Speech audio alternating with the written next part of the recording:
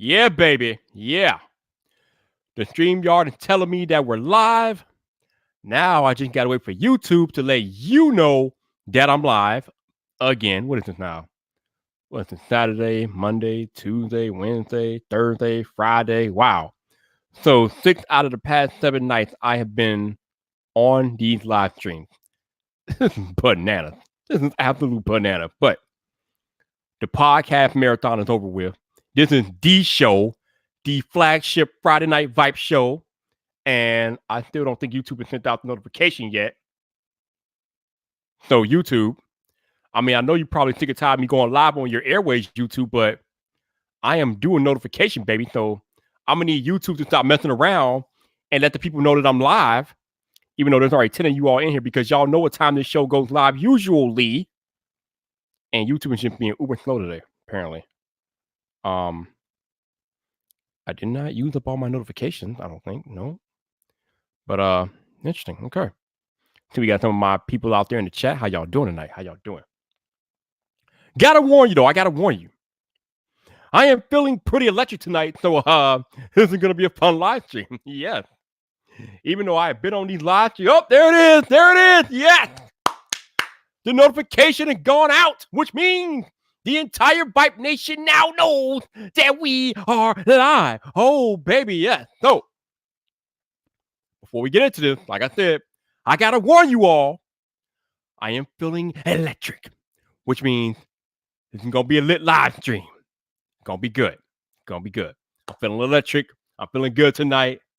And we gotta hit some deep stuff tonight. We gotta hit some deep stuff, deep topics, baby. You see the title of the live stream.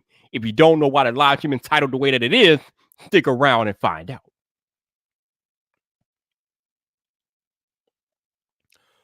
So, this is the part of the live stream where I'm going to have to warn you all to turn your volume down. Because if you don't turn your volume down, I will not be held responsible for what your neighbors think of you listening to some loud dude on YouTube. That's on you, not on me. That is on you, not on me. Now, that we got that disclaimer out of the way, let me turn down the gain on this microphone because y'all know it's about to get lit out here in these YouTube streets. On these YouTube live stream airways, you already know. So, let's go to work. Current time, 6:32 p.m. Central Standard Time, which means you are in the right place. You are on the right YouTube channel, baby. Woo! Oh, yes.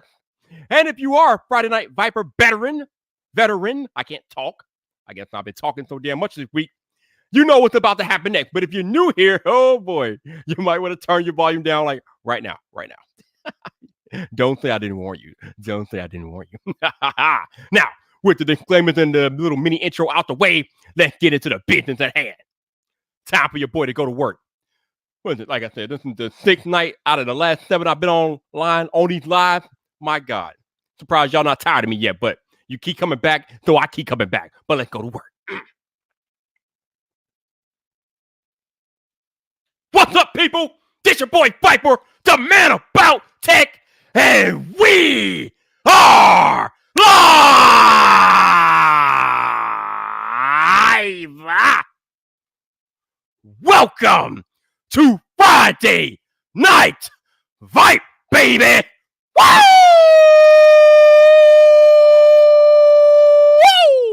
Woo! Oh, yes. It is that day again. We are back.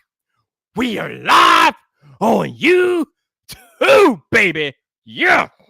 Friday night, the night that I own on this platform. But before I get into tonight's festivities, let me see who I got in the chat tonight.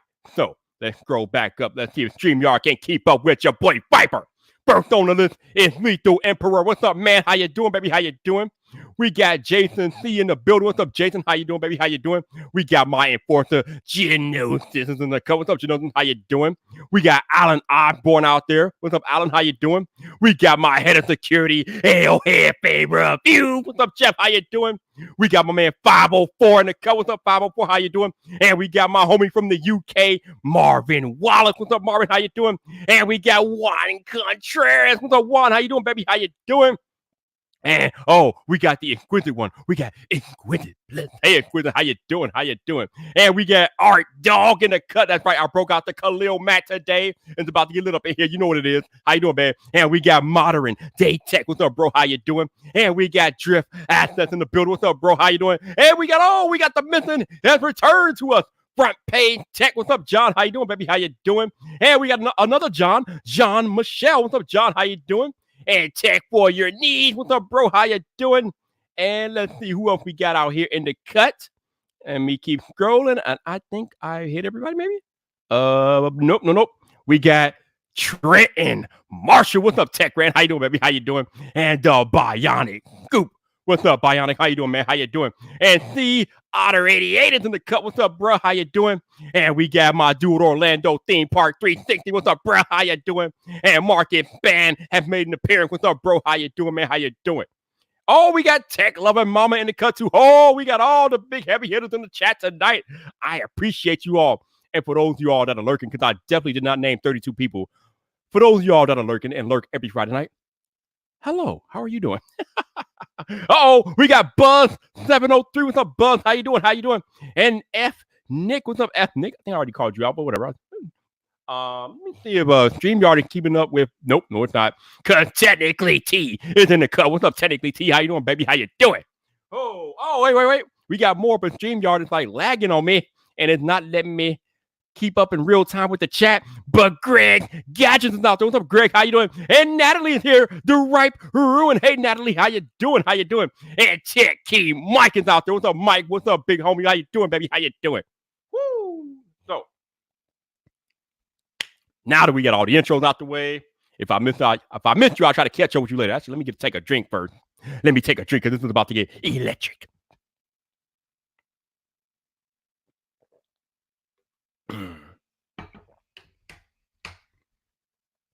So, I reached out to a bigger tech YouTuber that has never been on Friday Night Fight before.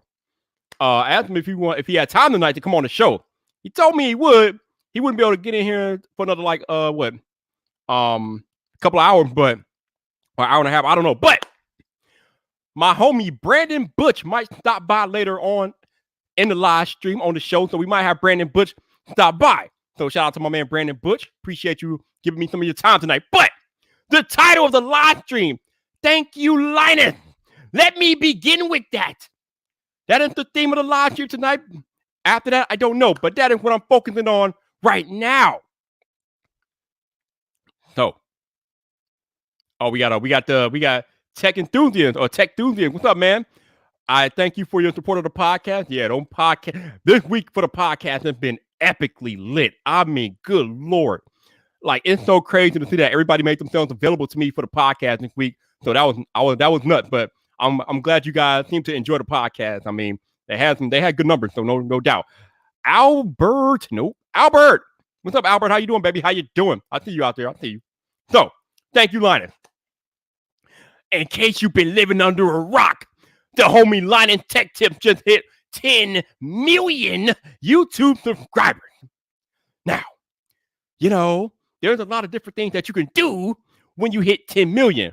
My dude MKBHD released like a 3-minute video thanking his subscribers, and he revealed his middle name, this, that, and the other. And, that's cool. But this dude, Linus Tech Tips, he comes on the airwaves here. He comes on the YouTube airwaves and drops a half an hour live stream hanging out with his 10 million strong over there. And whoa. That live stream was not what anybody was expecting. I mean, this boy, he just laid it all on the table. He was all sorts of vulnerable. It was not something that you're used to seeing, or it was not something that you're accustomed to seeing on the YouTube, especially from a creator of that stature. But what I want to do tonight is highlight some of the things that I took away from the live stream and address them personally myself. So, man, it was a lot to unpack from that particular live stream, but let me see if I can do the best I can. It's been a couple of days since I watched it, but I will try to sum it up as best I can. Linus has been on YouTube for 8 years, maybe longer, but I think he's been on YouTube for 8 years. That's a long time to be on the platform. I don't know if you guys understand how difficult it is to be on YouTube for 8 years, let alone remain relevant on YouTube for 8 years. And how do we know that he's remained relevant for 8 years?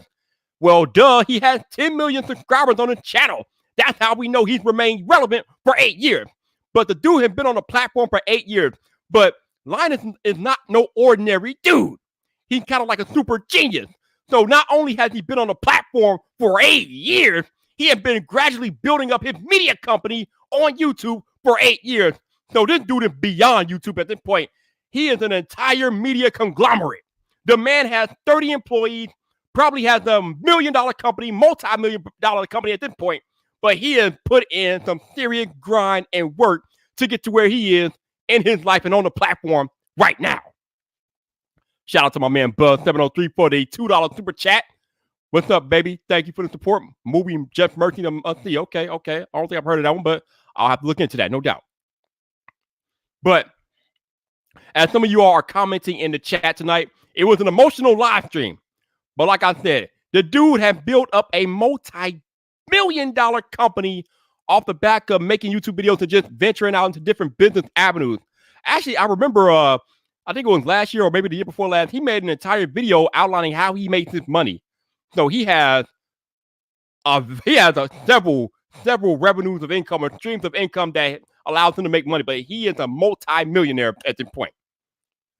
But when you put that much hard work into what you build on this platform and building a multi-million-dollar company, it comes with sacrifices. So I think he addressed a lot of that in the live stream.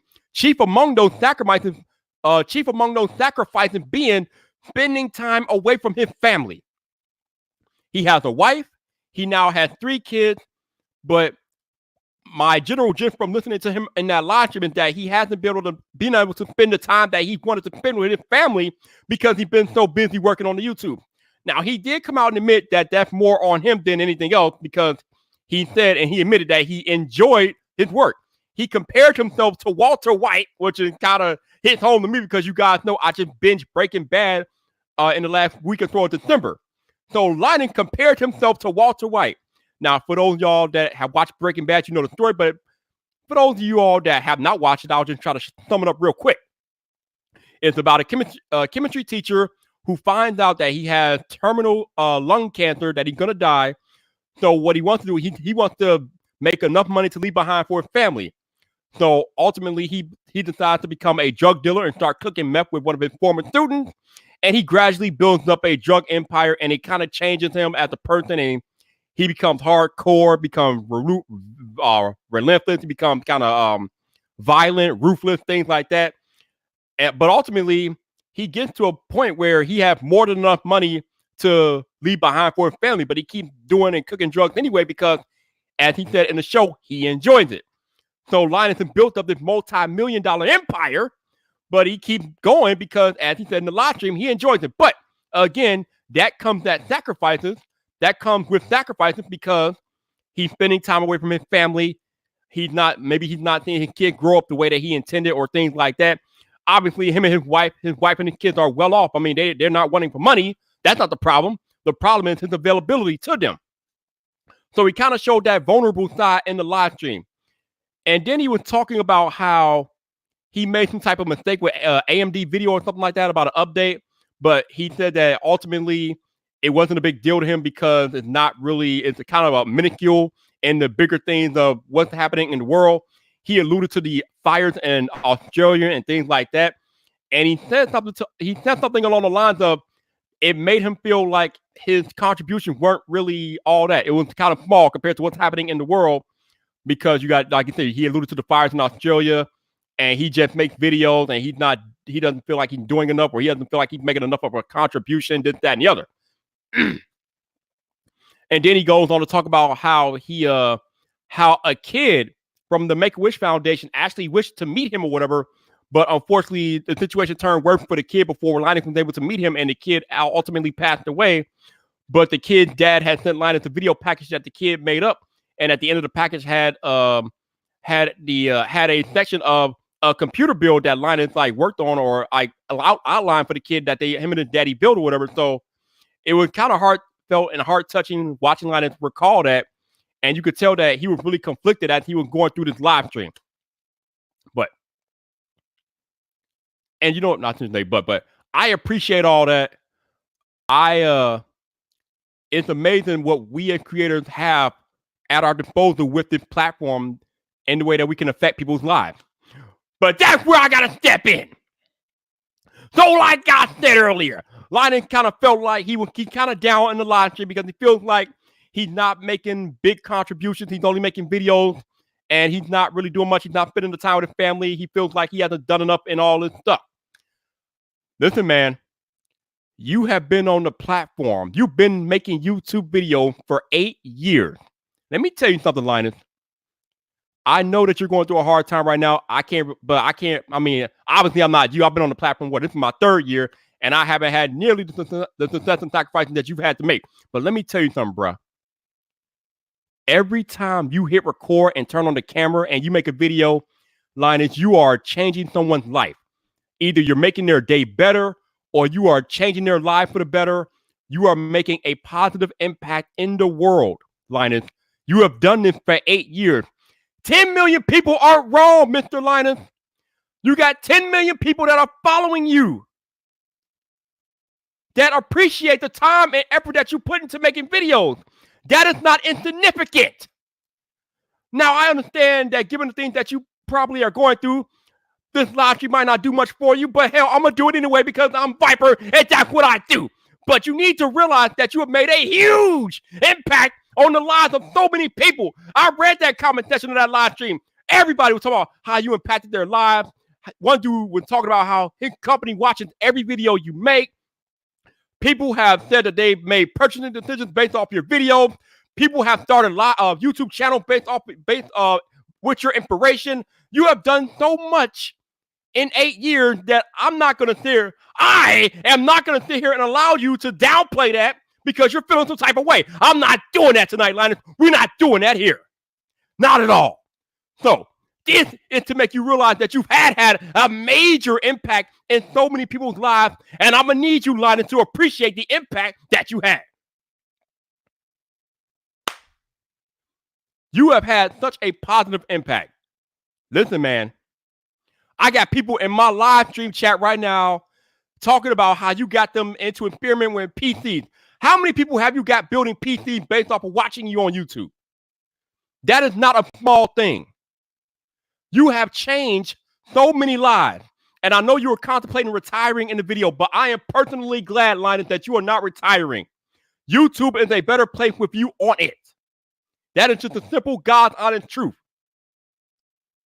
Now, I will admit, I am not a regular viewer of your content because I'm not that big into the PC game. But I've seen some Linus Tech Tip videos, bro. Who else on the platform, Linus? Tell me something, Linus. Who else on the platform can give us these crazy, cringy app bots, but somehow make them work? Nobody's doing that but Linus Tech Tips or Linus Sebastian. Nobody's doing that. Nobody can get away with that type of app bot but you. But somehow you have made that acceptable on the platform. Because people believe in you, Linus. They believe in you. They rock with you. That's what you built over the past 8 years on the platform. Shout out to my man Albert for the super chat, sir. Thank you very much. I appreciate you. But again, I am not about to sit here and let you just downplay all your contributions over the past 8 years because you are feeling some way right now. Oh, no, no, no. I'm not having it, son. We're not doing that tonight. This ain't the night, bruh. This is not the night. I am out here grinding my ass off. I have put out 5 podcasts this week, 4 videos, trying to get to a half of inkling of the success that you've had on the platform because you inspire me, Linus. That's right. Even though I'm not a regular consumer of your content, like I said, I have seen Linus Tech Tip videos. I know who you are. I am aware of you and what you've done for the platform. I am inspired by you. You are the reason why I feel like I can come on this platform and build something because you've done it and you've shown that it can be done. So I'm trying to follow in your footsteps and build something on the platform because of you and other people like you. Again, do not downplay your contributions to the tech world. I'm not having it.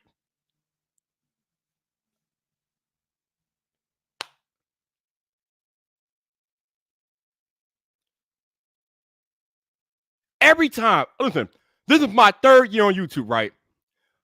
I am a baby practically on the platform compared to a Linus or your average consumer or MKBHD or Lou. I'm a baby. But even I am aware of the fact that every time I turn on this camera and put on a live stream or put out a video, I am probably changing someone's life. I have had people tell me that they have started YouTube channels because of me, which is crazy to think about given that I'm pretty new to the platform, but this is what they tell me. And I have no reason to believe that they are lying. I have people that normally wouldn't watch tech content, but they watch me because they find me entertaining. Somehow I have found a way to make somebody's day better just by putting out a video, just by me hitting record on my camera and putting a video out to the world. And I've only been doing it for 3 years. You've been doing it for 8. And you have a much larger following than I'll probably ever have on the platform. But that's all right. It's the same thing. People are inspired by what we do. We are creators. And by our very nature, we create stuff and we put it into the world, and people are highly impacted by what we put out into the world. It is a beautiful gift, Linus. What we have on this platform, Linus, is a gift. We are blessed with the gift to create and present our creation to the world. And then they can take it and do what they want to. They can be inspired. They can be motivated. They can feel like they can achieve anything they want because they know it can be done because we are showing it each and every time we put a video on the platform. That is just the way that YouTube works. That is the way that we as creators have blessed the world with what we do.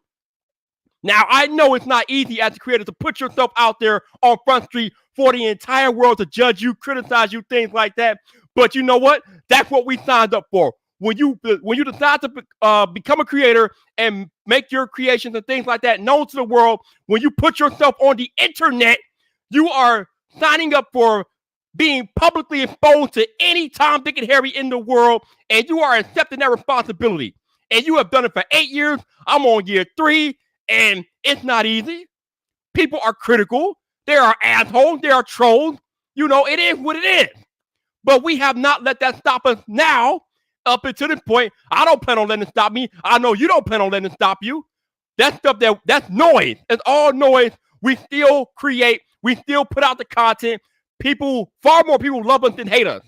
Far more people are blessed because we put out content. Now, I realize when you alluded to the fires in Australia, that what you were talking about, how making videos is insignificant to, like, you know, maybe fighting a fire or doing something to help out with the Australia fires and things like that. But I would say again, I don't know if it's our job to try to save the world, but what I do know and what I do understand is that we have the opportunity to leave the world a better place than when we came in.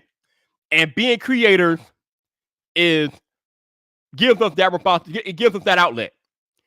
Linus, the world will be a better place. Whenever you do retire, I don't know when you're going to retire. I don't know. But whenever you do retire, please believe me, Linus, the tech space and the world at large will be better off when you leave the platform than when you first started making videos 8 years ago or whenever it is that you feel like you're done. The tech space is better because of Linus and Linus Tech Tips and Linus Media Group and all the other channels and things that you do. The tech space is better for it. I am better for it. We are all, your audience, your 10 million, we are all better because you made the choice to start creating videos for YouTube. I'm pretty sure, Linus, you have inspired people to start their own companies. I am pretty sure it is. I have no doubt in my mind that somebody felt like, okay, Linus has gotten on this platform and he grinded for 8 years and he started Linus Media Group, so I can do the same thing. So I am pretty sure that somebody else has started a company because they saw you do it and they were inspired by you. That is not a small thing.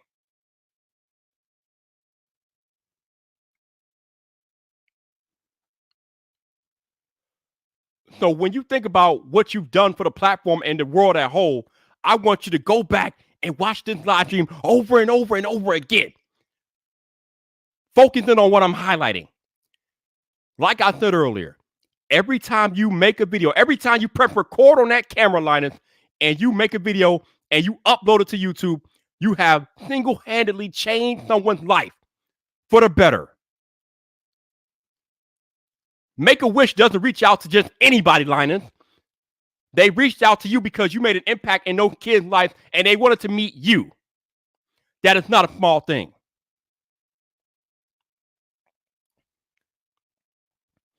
There are people, there are creators on this platform, Linus, that are now, they may have been viewers before, but they are now content creators on YouTube or wherever the platform they choose to content create on because of Linus, because of you.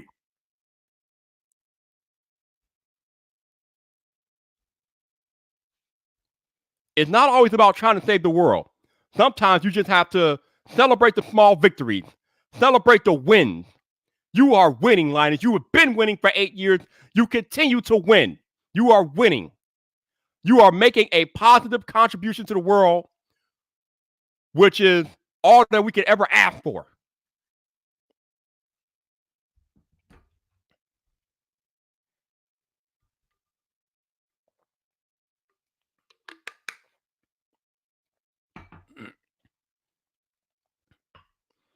Whatever the case, man, life is short. Trust me, I've been unfortunate enough to realize firsthand how short life is. You think you have people or somebody and things happen and it makes you rethink things. Maybe that's why you're thinking about stepping away, or maybe that's why you were thinking about stepping away because you want to go spend more time with your family. I understand that. I have no problem with that. You have earned that. You have built up an empire that will support your family long after you're gone. Like you said in the live stream, your family and your children and your wife will be long supported after you're gone and all that stuff because you built that for them. But don't forget about all the other people that you helped along the way. Don't forget about the 10 million people that follow you and everything that you do because you inspired them in some way.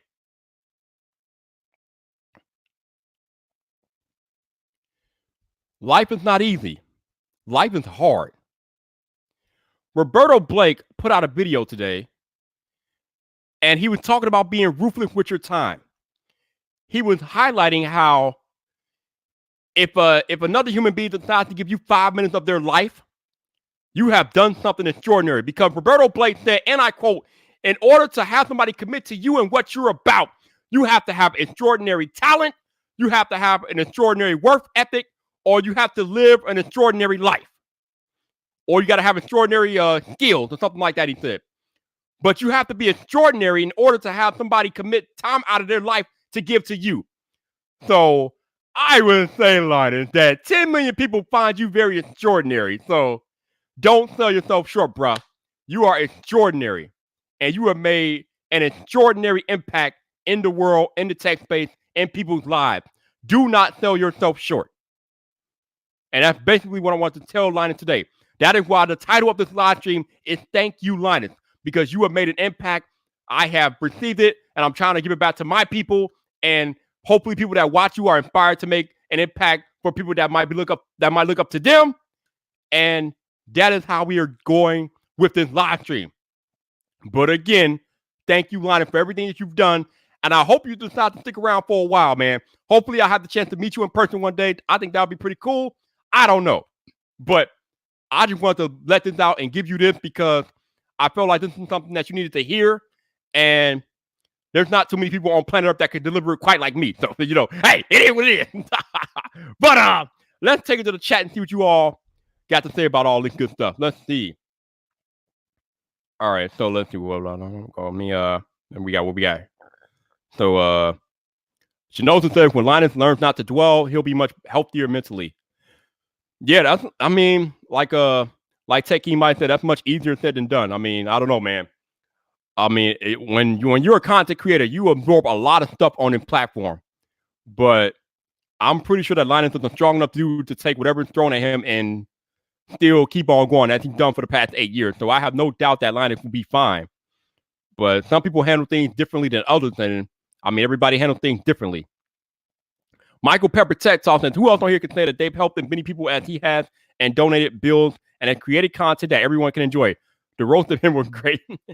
Seriously, like the dude has made an extraordinary impact in the world, and I'm not going to sit here. I'm not about to let him downplay that.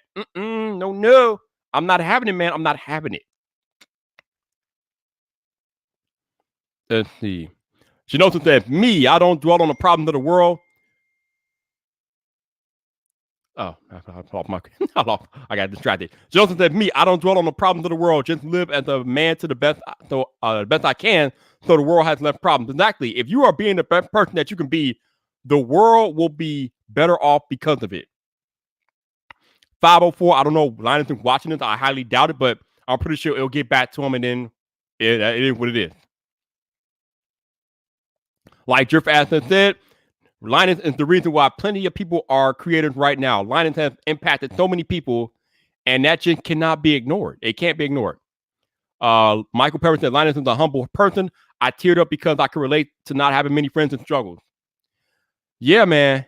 It's like I said, this creative thing is rough. A lot of us creators are introverts, so that's a hard thing to be able to deal with, being an introvert and things like that, and working in isolation and all that good stuff, or not good stuff, but I mean, it's just stuff that we have to deal with. Bionic Group said, Viper spitting fire. I'm trying to, man. I'm trying to. You know, I mean, I just got to tell it like it is, man. El Jefe says, YouTube wouldn't be the same without Linus Tech Tips, not to mention what Linus Media Group is doing for creators with Floatplane. That's right. He's actually built a separate platform for creators to create on outside of YouTube. That's an achievement of itself. Shinoda, they believe in you. I swear I just heard Will Smith come out of Viper's mouth. I don't know, man. I none of this stuff I said tonight was like rehearsing anything. I'm just basically what I'm saying from the heart. Everything that I said in the first 28 minutes of the live stream pretty much came from the heart, man. It's just how I feel. Like I said, I'm not a regular consumer of Linus Tech Tip content, but I've watched Linus. I've followed Linus. I mean, so I'm aware of what he's done. Let's see. Michael Pepper said he built his own PC for the first time last March because of Linus. And James Two Thing, Cal Bitwhip, and a few others. No doubt, man. No doubt. Max Weinbach, my guest last night, said Linus did a good thing. Yeah, Linus is legit, bro. Linus is legit. Tech enthusiast, Linus helped me so much understand PC components and pros and cons. No doubt, man. That is a PC master right there, no doubt. Yeah, technically, T-Man, that video was lit. That video, bro. That video was lit. Okay, let me make sure I'm caught up with everything. I think we're good. Yep, there's a lot of you all in the chat that say that you watching content, and I'm not surprised. The man had 10 million subscribers. Again, that type of thing can't be understated. He has 10 million subs, man. 10 million people felt the need to connect with him and rock with him, and that stuff just can't be taken lightly. All right, let's see. Slaw OTF, what's up, man? How you doing, man? How you doing? What we got here? And Janosen said he met Linus in person. Okay, nice. All right, let me go back down here to make sure I'm not missing anything. Let me see. What we got. Oh, Greg wants to come in. Okay, all right, Greg. I got you. Trent says he's an extrovert. I believe it, man. I believe it. Let's see what we got here. All right, so we got Mari QHD. What's up, Mari? How you doing? All right, let me get Greg in here. Invite. And let me get to my Twitter so I can get him in here. But yeah, man, hopefully somebody from Linus' team is watching this live stream so they can let him know that the dude has made an impact, and he shouldn't sell that short, man. He has made such a positive impact on all of us, and that can't be ignored, and it should not be ignored. It really should not be ignored. But let me go here and find Mr. Greg Gadget. Where are you? There you are. All right. I found you. And now we're going to copy and paste the link. And booyah. All right, Greg. The link is in your Twitter DMs. You know what to do. Okay. Let's go back up. All right. Okay. So Trenton wants to know if I'm still using that base model MacBook. I am. I'm using the base model 2017 MacBook Pro. And I wish I can get a new one. I'm tired of this thing. Ridiculous. Tech Level Mama says, you're so right, Viper. I've loved this channel for years now. Exactly. Like I said, he's been on the platform for 8 years. He has made a hell of an impact in the 8 years he's been on YouTube, man. I mean, I saw some videos of him upgrading Marquez and Justine's storage solutions, man. Like, the dude has done a lot.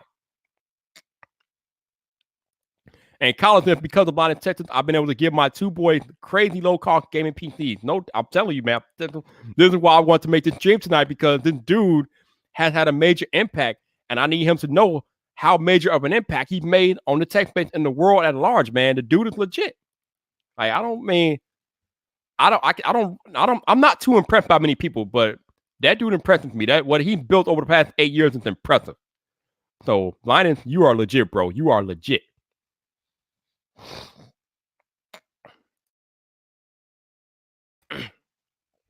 But anyway, I think that's like the gist of what I want to tell Linus. I think I made my point pretty clear about that. I don't really know what else to talk about tonight. We'll see what Greg has on his mind when he comes in here. But I mean, like I said, you guys have been on here with me practically every night this week. Yo, shout out to Marquez Brownlee, Soldier No Best, Mark Watson, Travis MCP, Gamesky, and Max Weinbach, Taylor Tech, Boarded Work, Michael Fisher. Shout out to all of them for being my guest on the podcast over the past week, man. I mean, damn. I never expected the YouTube heavens to just open up and make everybody available to me over the past week, but that's what happened. Like, but it's funny though, because you guys probably think it happened instantly, but it was just a culmination of just like the reckoning on YouTube, because I've been trying to get so many people locked down for months, and it just seemed like all of them were available at the same time. So I just like made it work. And like I said, yesterday was the 5th podcast I put out this week. Actually, I think it was the 6th if you count the Taylor Tech one on Saturday. So that was the 6th podcast I recorded this week. I put out 4 videos like I've been meaning to. I missed the 4 videos last week. I only had 3 videos last week, but this week I hit I hit my target of 4. So that is what I'm going to try to do from here on out. I'm going to try to hit a target of 4 videos a week and still do this show and do a podcast week and just go from there. But yeah, Colin, there was a lot of podcasting this week because people were available. I am in the cool position of being very flexible. So when people make themselves available to me, I can usually pounce on that because I can schedule my happenings around what they're doing and things like that. So I kind of make it work. And when you're on the grind like me, you got to make it work. So for those of you all watching right now, you probably know that this is my second channel. This is not my main channel. My goal is to get to 100,000 subscribers on the main channel by the end of the year. And you can help me do that by subscribing to the main channel. If you guys haven't, I just put the link in the chat for you guys. So if you want to subscribe to the main channel, check me out. Help me reach that 100K this year. I would greatly appreciate you. You don't have to, but just to be completely clear and transparent, I have decided to niche down into more Apple-centric content. So if you're not a big Apple fan, then maybe subscribing to the main channel isn't for you. But if you are into Apple content or just tech in general, then definitely check out my main channel because that's where I do all my regular video content at. And I won't be covering all Apple content. The majority of it will be Apple content, but it won't all be Apple content. Like we got the Chicago Auto Show coming up in a couple of weeks here. I'll be there covering all the new cars and things like that. I'll definitely have a video or videos on the auto show. So that will kind of get away from the Apple content. When the Galaxy Unpacked event happens on the 11th, I'll be covering that a little bit. So it won't be all Apple content, but the majority of it will be Apple content because that is what you have to do on YouTube if you want to grow a channel. So I'm trying to follow the YouTube guidelines this year and see what happens if I just like rock out for an entire year rocking out with Apple content. So we shall see. But I feel like if I stick to my strategy of honing in on Apple content and put out 4 videos a week for the rest of this entire year, that main channel will grow. Maybe it doesn't reach 100K. I don't know, but there's nothing stopping me from trying, you know. So I'm going to try, and that is the plan. All right, Trenton says, which smartphone feature is the most overrated? Damn, that's a good question, bro. Shit. Wow. What is it? Oh man. Oh my goodness. Let me think about this one. Let me think about this. Oh, it just came to me. Sorry, Samsung, but your ultrasonic in-display fingerprint sensor is overrated, bro. It doesn't work that well. I mean, it works, but it's slow. The OnePlus 7 Pro just annihilated the Galaxy S10 and Note 10 in-display fingerprint sensor. It annihilated them both. So if we're talking about the most overrated smartphone features, it is the Samsung in-display fingerprint sensors. Hopefully with the S20s and Note 20s, they will improve that because OnePlus kind of embarrassed them last year, and it was just bad. It was bad. So, yeah, definitely the in-display fingerprint sensor by Samsung.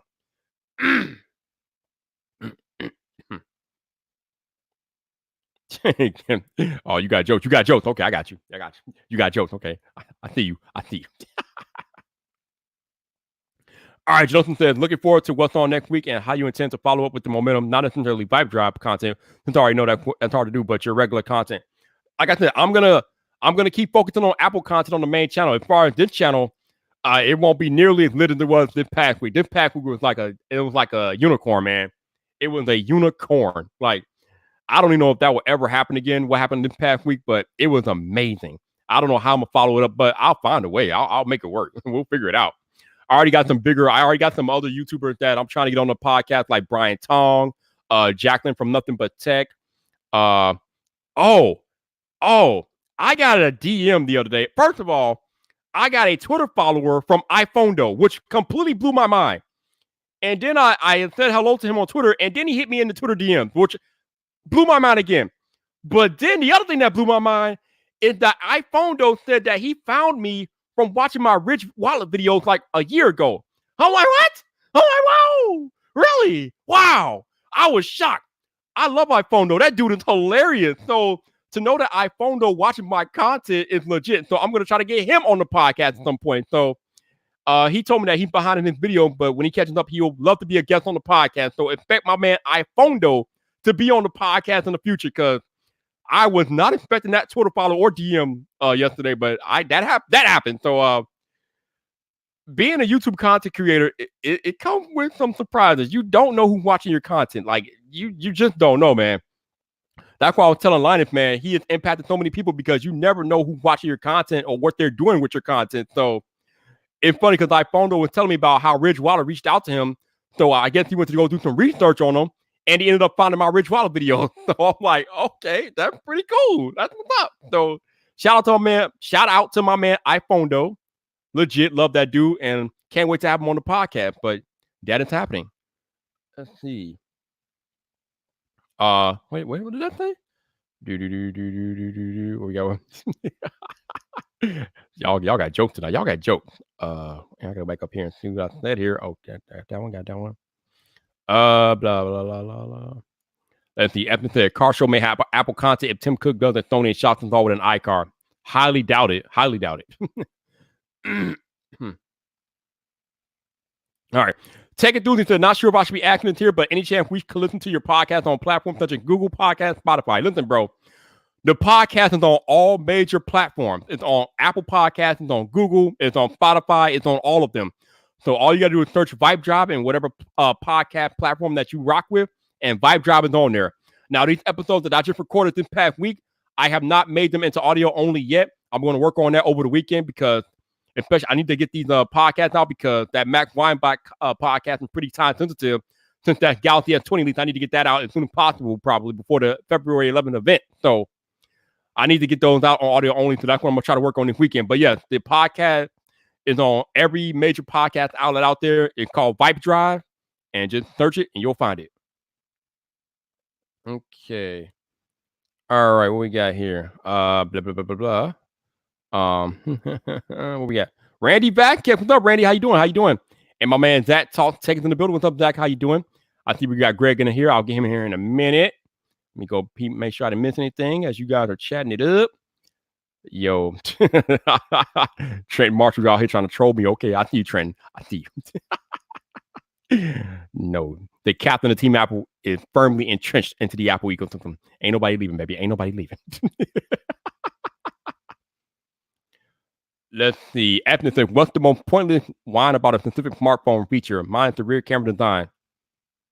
I don't know. I don't know what I got to think about that.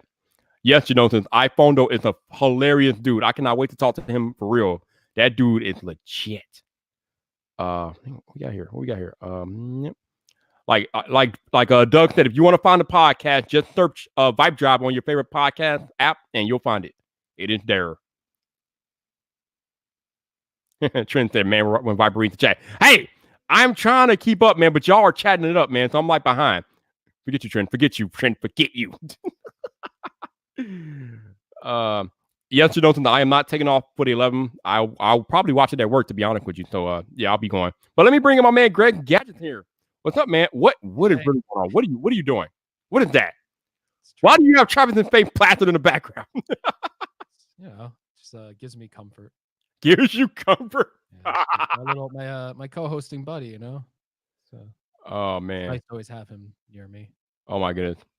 Yes, and I did invite Zach Talk Tech to the podcast, so that will be coming up in the future too. So be on the lookout for that. That should be a very good conversation with everything he's been through lately. So looking forward to talking to Zach on a deep level. Hi, John is impressed with your green screen, man. Yeah. Shout out to the new FBT logo. Looks like some type of a news logo, which I guess that's the kind of the point. So I guess you nailed that one, no doubt. Greg, any comments on the first 28 minutes of this live stream where I was addressing the Linus live stream? I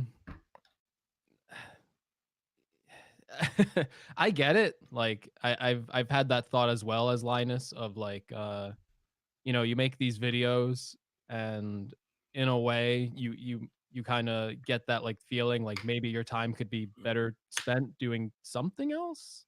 Mm-hmm. So I've definitely had that feeling and I'm sympathetic towards it. Like like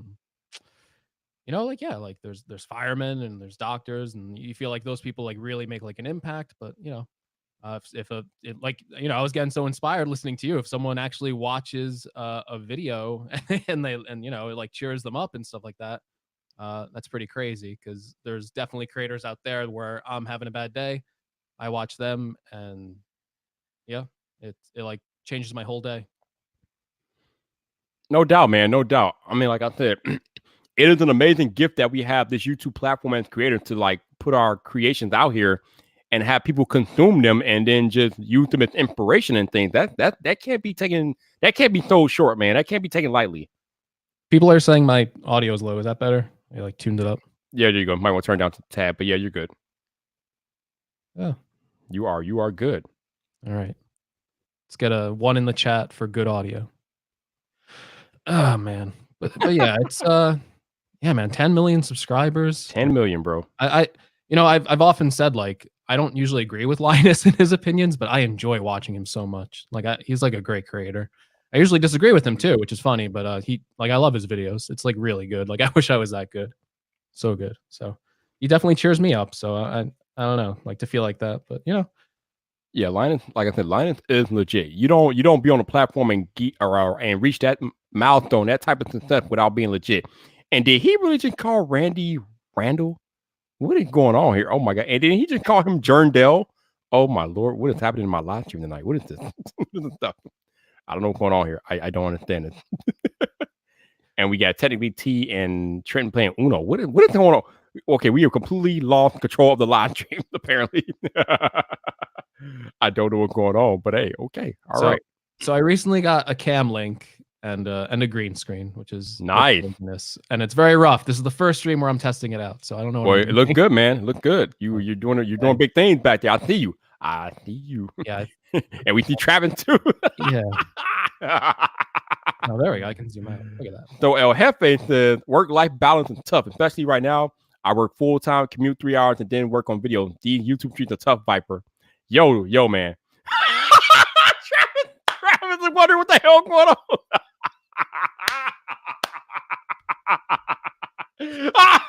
Travis is like, hold on, fam, what are you doing? Travis is like, I did not consent to this abuse of my faith. Yo, Travis about to file you a lawsuit, bro. He gonna copyright claim all your stuff. You better calm down, Craig. You better calm down. Do it to your channel. It's not on my channel. I don't know. No, he gonna copyright you. He gonna copyright me. It's gonna be you. He coming after you, bro. Oh man. Oh my god. That is funny to me. That's just hilarious, man.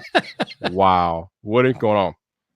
What is But it? to El Jefe's point, man, it is work-life balance. I work a full-time job, and I come home when I make YouTube videos most evenings and do things like that. But I'm lucky that I work in IT, and my job is really it is not that stressful. It's not that taxing. So I actually have a lot of time to like think about what I want to do for the channel, video ideas, things like that. But yeah, man, if you're working a full-time job and doing this YouTube is literally a full-time job. Even if you're not a full-time creator per se, if you are a YouTube content creator and you are doing it the right way, it is literally a full-time job. So it's pretty much like I have full-time jobs, and I know the same with El Jefe and other people that are working regular jobs and doing YouTube videos too. It's crazy. I just escaped that hell. So You did. yeah, Yeah, you were right there for a with while. you. Yep. I don't know how I had the energy to do like videos after work. Now that I'm full time, I feel so lazy. I don't even get videos done still. I'm like, what am I doing with my day? You know, it's funny because I remember Jason from Painfully Out of Tech was talking about how he had more time, and it's kind of weird that he had more time to work on videos and things like that, other than having to work a regular job and then come back and make YouTube videos. So, man, it's crazy. Yeah, it's there's almost like a benefit to working and doing YouTube because you're so hyper focused and you're so aware of like your time that you have to make every minute count.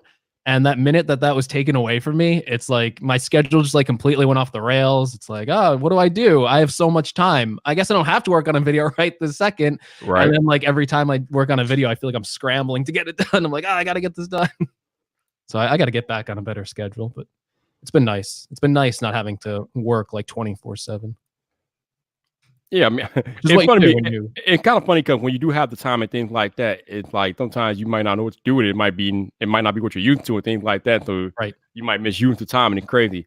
Zach says, when is the Super Bowl? Who's in it? Will the commercial be good? Commercials being good, so that's a toss-up, man. Just flip a coin on that one. The Super Bowl is next weekend, so not this upcoming weekend, but next weekend it's Super Bowl. I think it's what, February 2nd or something like that. I don't know the exact date, but it's next weekend. Who's in it? The San Francisco 49ers and the Kansas City Chiefs will be playing for the Vince Lombardi Trophy next weekend in Miami. They're playing the Super Bowl in Miami, Florida this year, so it's gonna be rocking down there. No doubt. Mari QHD said, what's next for you guys after February 11th? SE2. Well, Mobile World Congress is in February too. It's at the end of February, so I guess it depends on what we find out or what they unveil at Mobile World Congress. I mean, I'm not going because nobody's invited me out to Spain or nothing like that. But I mean, I might be covering some of the content that happens or some of the info that we get from Mobile World Congress. So that's next after the Unpacked event. I mean, once this Unpacked event starts, we are right back into the full swing of the tech year. Like, I mean, yeah, there's a little lull between the holidays and like January. But once Unpacked comes around in February, we're right back into the game, baby. So we are about to get right back to business real quick. All right, so Dr. Donna says, no more of an important impact than those who make sure that laundry is properly clean, as that keeps infections at bay. The wheels do not turn without each of us doing our part. Okay, I don't know what that comment is alluding to, but I am not discounting anybody doing their thing. If you're out there doing your thing, doing your part for the world to make the world a better place, then kudos to you. You are getting it done. All right, let's see what we got. Let me go back up here. I like this green screen. I'm instantly like have like a bigger net worth now. Dude, dude, you're like invading people's houses like every 5 seconds with that. Oh, that's one. Yeah, I see a Randy Vasquez in the chat. Gonna make him happy. Yeah, but your green screen quality is legit. You know, I just set it up, so that's nice to hear. I can see there's some like issues with it, but it looks pretty good for a first attempt, right? Yeah, man, you were definitely doing your thing with the green screen. All right, we got What's in Your Pocket, Olar, Travis, and Greg Gadget. What's up? What's in your pocket? How you doing, man? How you doing? Man. So, why do you have a green screen? What are you doing? What are you doing over there, man? We might have to take that away from you. What are you doing? This is dangerous. This is dangerous. What is happening here? I don't know what's going on right now. I got Drew on the cat, on the. Oh my God. I don't know. I don't know what he's doing, you all. I don't know what he's doing. I just want to I gotta duck down, have Drew hovering over me. Randy is telling on you. Randy is currently telling on you. You're about to be busted. That's okay. I don't think Drew will mind. So, Greg. Yeah. Oh, technically, T says you'll be happy to know he has never made a Slofi. What? I made the one. I only made the I one don't for the believe him. video, and I that's think he it. has like I think he has like thousands of Slofies like saved onto his phone. You know, I'm surprised he hasn't made a Slofi of a kid, or maybe he didn't and didn't tell us. Yeah, you gotta come on. You gotta do it at least once. Gotta do it once. But yeah, I did one for the video, and I've never done it again. I did a couple for like the videos, but yeah, I've never touched that again. No. They put out those ads too, where they're like trying to like show it off. And I'm like, nah, no, not at all. not happening. So, Greg, I don't know if you were watching last night when I had Max on, but we were talking about all the Galaxy S20 leaks and things like that. Yeah, I caught that. Okay. What do you think about the S20 Ultra, which is about to have like everything under the sun coming with it, man?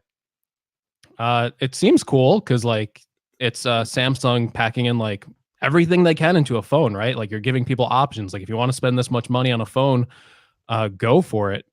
The claims of like this like giant like megapixel camera, I am so interested to see like how is that going to look, because we're moving from like a 12 megapixel sensor to like hundreds of megapixels, and theoretically that should be like crazy like sharp, and you'll be able to like crop in like so much. But traditionally in the past, higher megapixel sensor cameras haven't always offered like the best picture quality for smartphones. There are some issues there, so I'm kind of interested in the camera the most.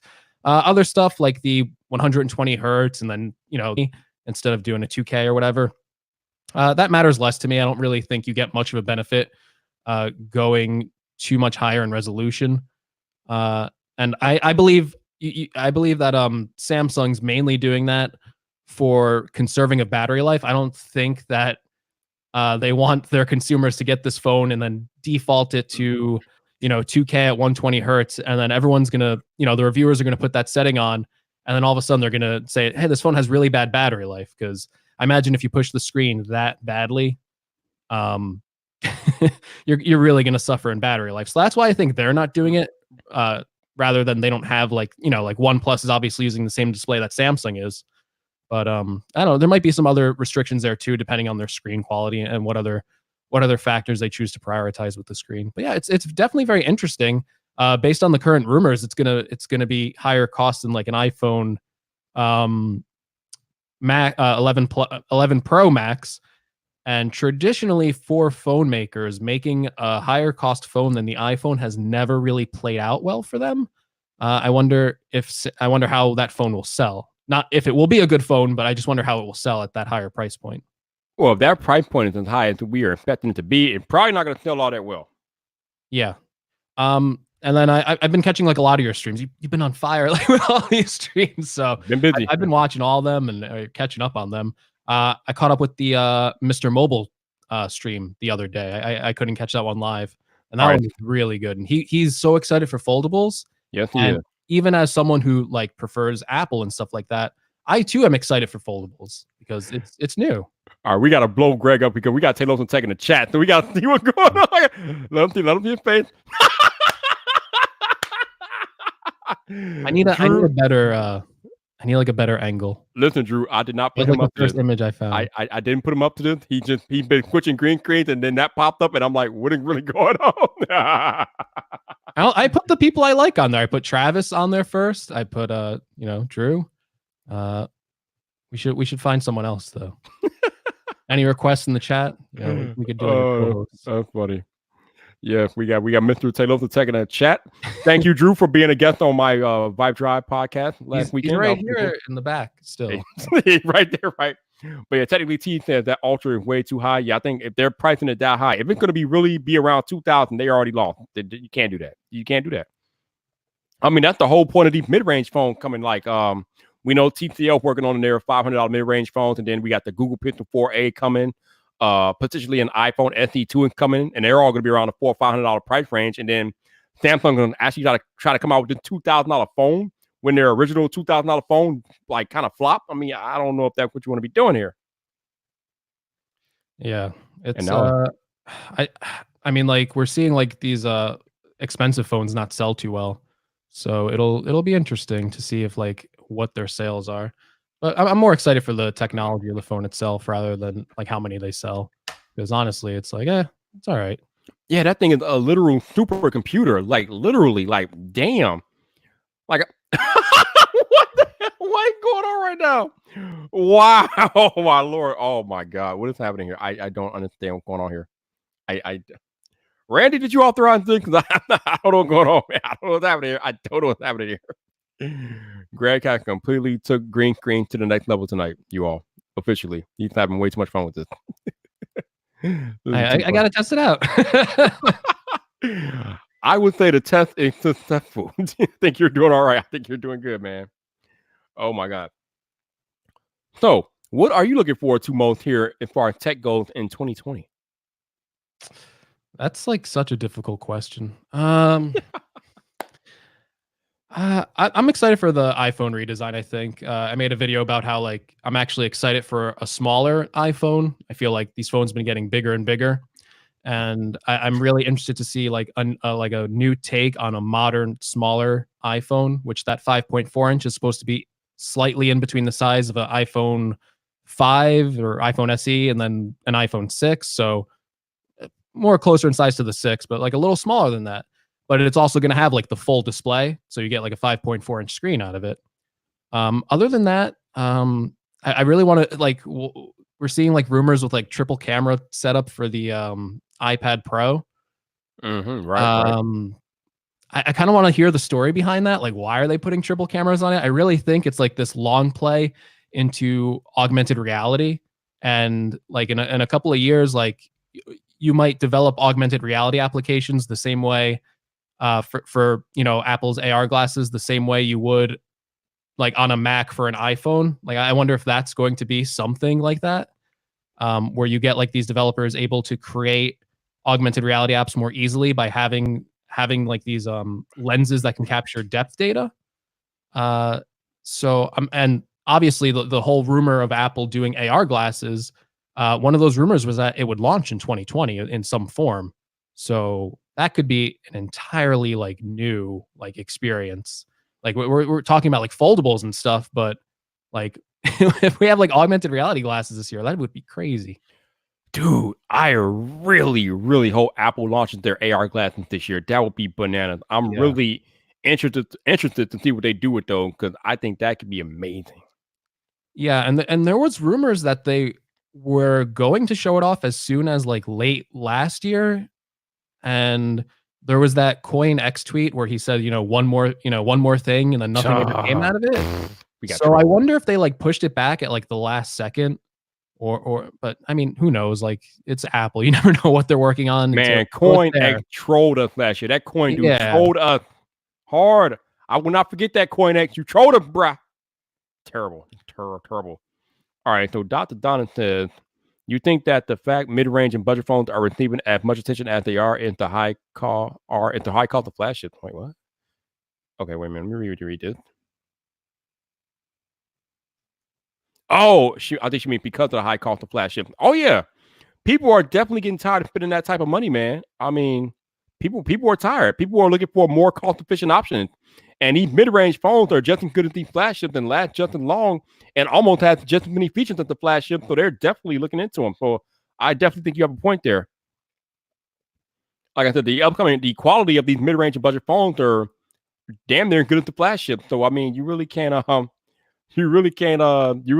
it. These companies know that these smartphones aren't selling like they used to, so they have to come up with more consumer friendly options. Otherwise, you're left behind. TK Garage, what's up, man?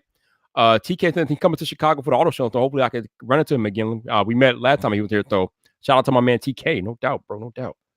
Jeez. We got here. Technically, TK, he do YouTube and he tired of putting that flashing money, man. He's gonna skip the S20.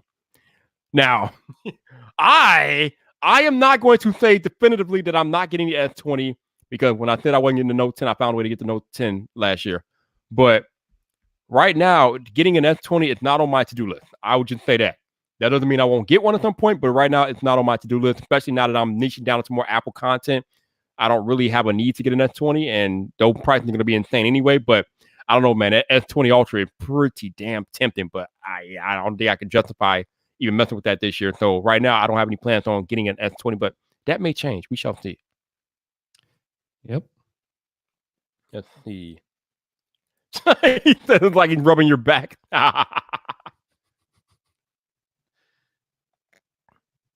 Yeah, I'm kind of just searching for like backgrounds. Oh Lord, he's searching for background. You are out of control. And TK said food stamp phones aren't so food stamp anymore. Yeah, man, these food stamp phones are growing up, bro. They're growing up. Let's see. What else we got? Blah, blah, blah, blah. Technically, T says if the iPhone drops an SE too early, then he's definitely going to get it. It's supposed to be coming out in March, man. So we'll see. I mean, that's the rumors anyway.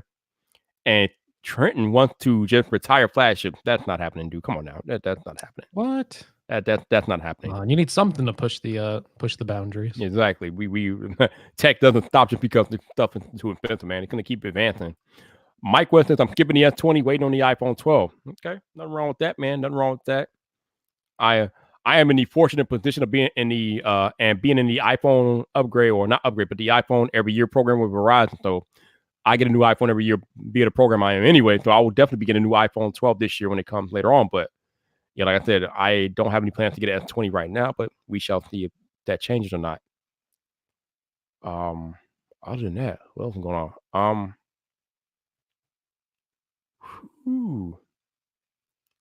What else is going on with you, Greg? What's happening in the life of Greg Gadgets? I got a green screen.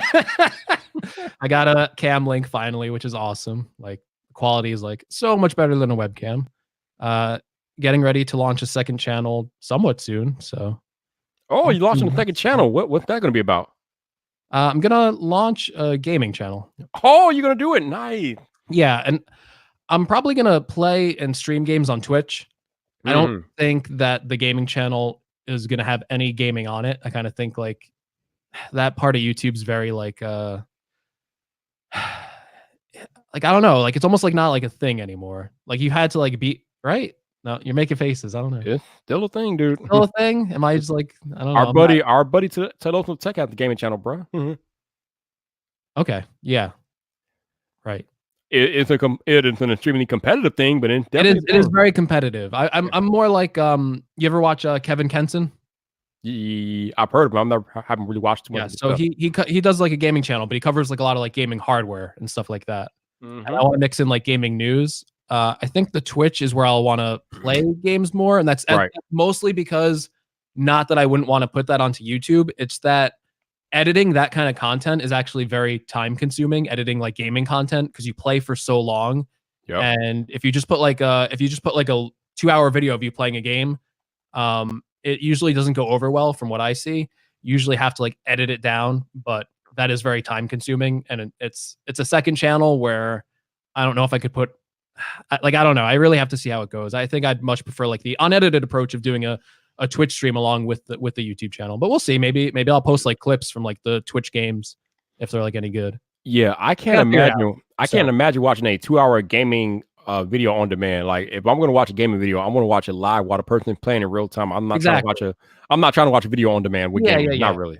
But I mean like when YouTube first started out, like that was like really popular on YouTube. I mean, like, like PewDiePie and stuff like that. Like that's how a lot of their channels grew. They just played like games like Skyrim, and they're like long videos, like 30 minutes long. And it's like I don't know if I could do that now, or I necessarily don't have the time for it. And again, this is like a new channel, so I got to see the strategy of the content evolve. I know when I first started doing videos for my channel right now, it's not the same as I do it now. So I got to play around. So my buddy Max Weinbach leaked some more news about the Galaxy Fold successor coming later this year. So according to Max, and like we discussed last night, he's usually pretty on point with his Samsung information. But according to Max, he said earlier today that the Galaxy Fold successor should be coming out in Q2 of this year. So that's summertime. Well, actually, no, that's like between spring and summer. We'll see how that works. He said that it will have an 8-inch display with a 108 megapixel camera, ultra thin glass, an S Pen, Snapdragon 865, and 5G. Now, Hmm. I know that I have ragged on the OG Fold, but if the Fold 2 is coming with all that, give it to me. I want one. I need that. I need that. Yeah. I want that. I I wanted the original Fold, and I was very interested to get it. I don't think most consumers should buy it because it's very expensive. It's there's a lot of like beta testing you're doing with that device. But the main reason I ended up not getting it was just because how fragile it was, especially with like the plastic display. It's not. I didn't want to waste like $2,000 on it, and it breaks on me. Right. Like, all right. So that rumor of them getting a foldable glass display is very interesting to me, and that if they're able to do that, I was not expecting that this year. So that will be very interesting to see if they can get that. I definitely am planning on picking up a second folder, at least some version of a foldable phone this year, because I really need to use it to actually give like an opinion on it. Like we have all these opinions on them, but you really don't know until you use something. Right now, I don't think they're good values, but I guess that could change if it's like an amazing experience. See, the issue is that I don't have that Greg Gadget bank account, so I can't talk. I can't speak Greg Gadget. So I'm gonna live. I'm gonna live vicariously through you when you get your Fold. Okay. I So, don't have that bank account either. okay. We'll work it out. You are the same individual, Mr. Greg, who brought a $1,000 Pro Display stand. Yeah. Front page of the Grandpa the Fold has renamed channel to Greg Repair. Greg.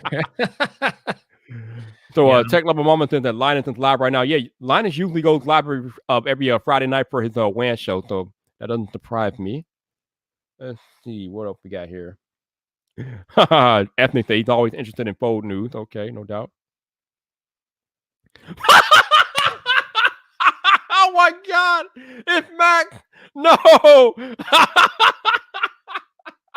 I don't know what's going on. I can't stop him, y'all. I don't know what he's doing.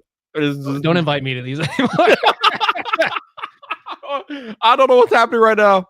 We have lost complete control of the live stream. We now have Mac Wine back in the flesh again for the second night in a row. Welcome, Max. How you doing, sir? You're doing good. Oh my God, it's too much. Woo, okay.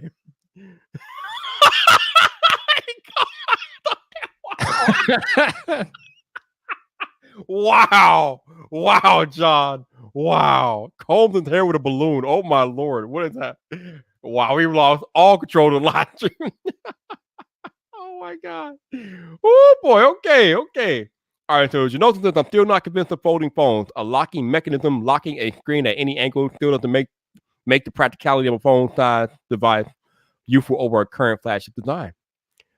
Well, you know, since I don't know, man, I guess we will have to see what they do because that is one of the rumors of the new Galaxy Fold. Actually, that's one of the rumors of the clamshell that it will be able to be viewed at any angle. So that will be interesting if they can come through with that, especially given their previous durability issues with the original Fold. So it'll be interesting to see if they can come through with that type of technology. No doubt. Yeah, I agree with Genosis too. I think that most people like really like the main benefit of like these phones is like you just take them out of your pocket and then like the screen's like instantly on. You go do something real quick, you put it right back in your pocket.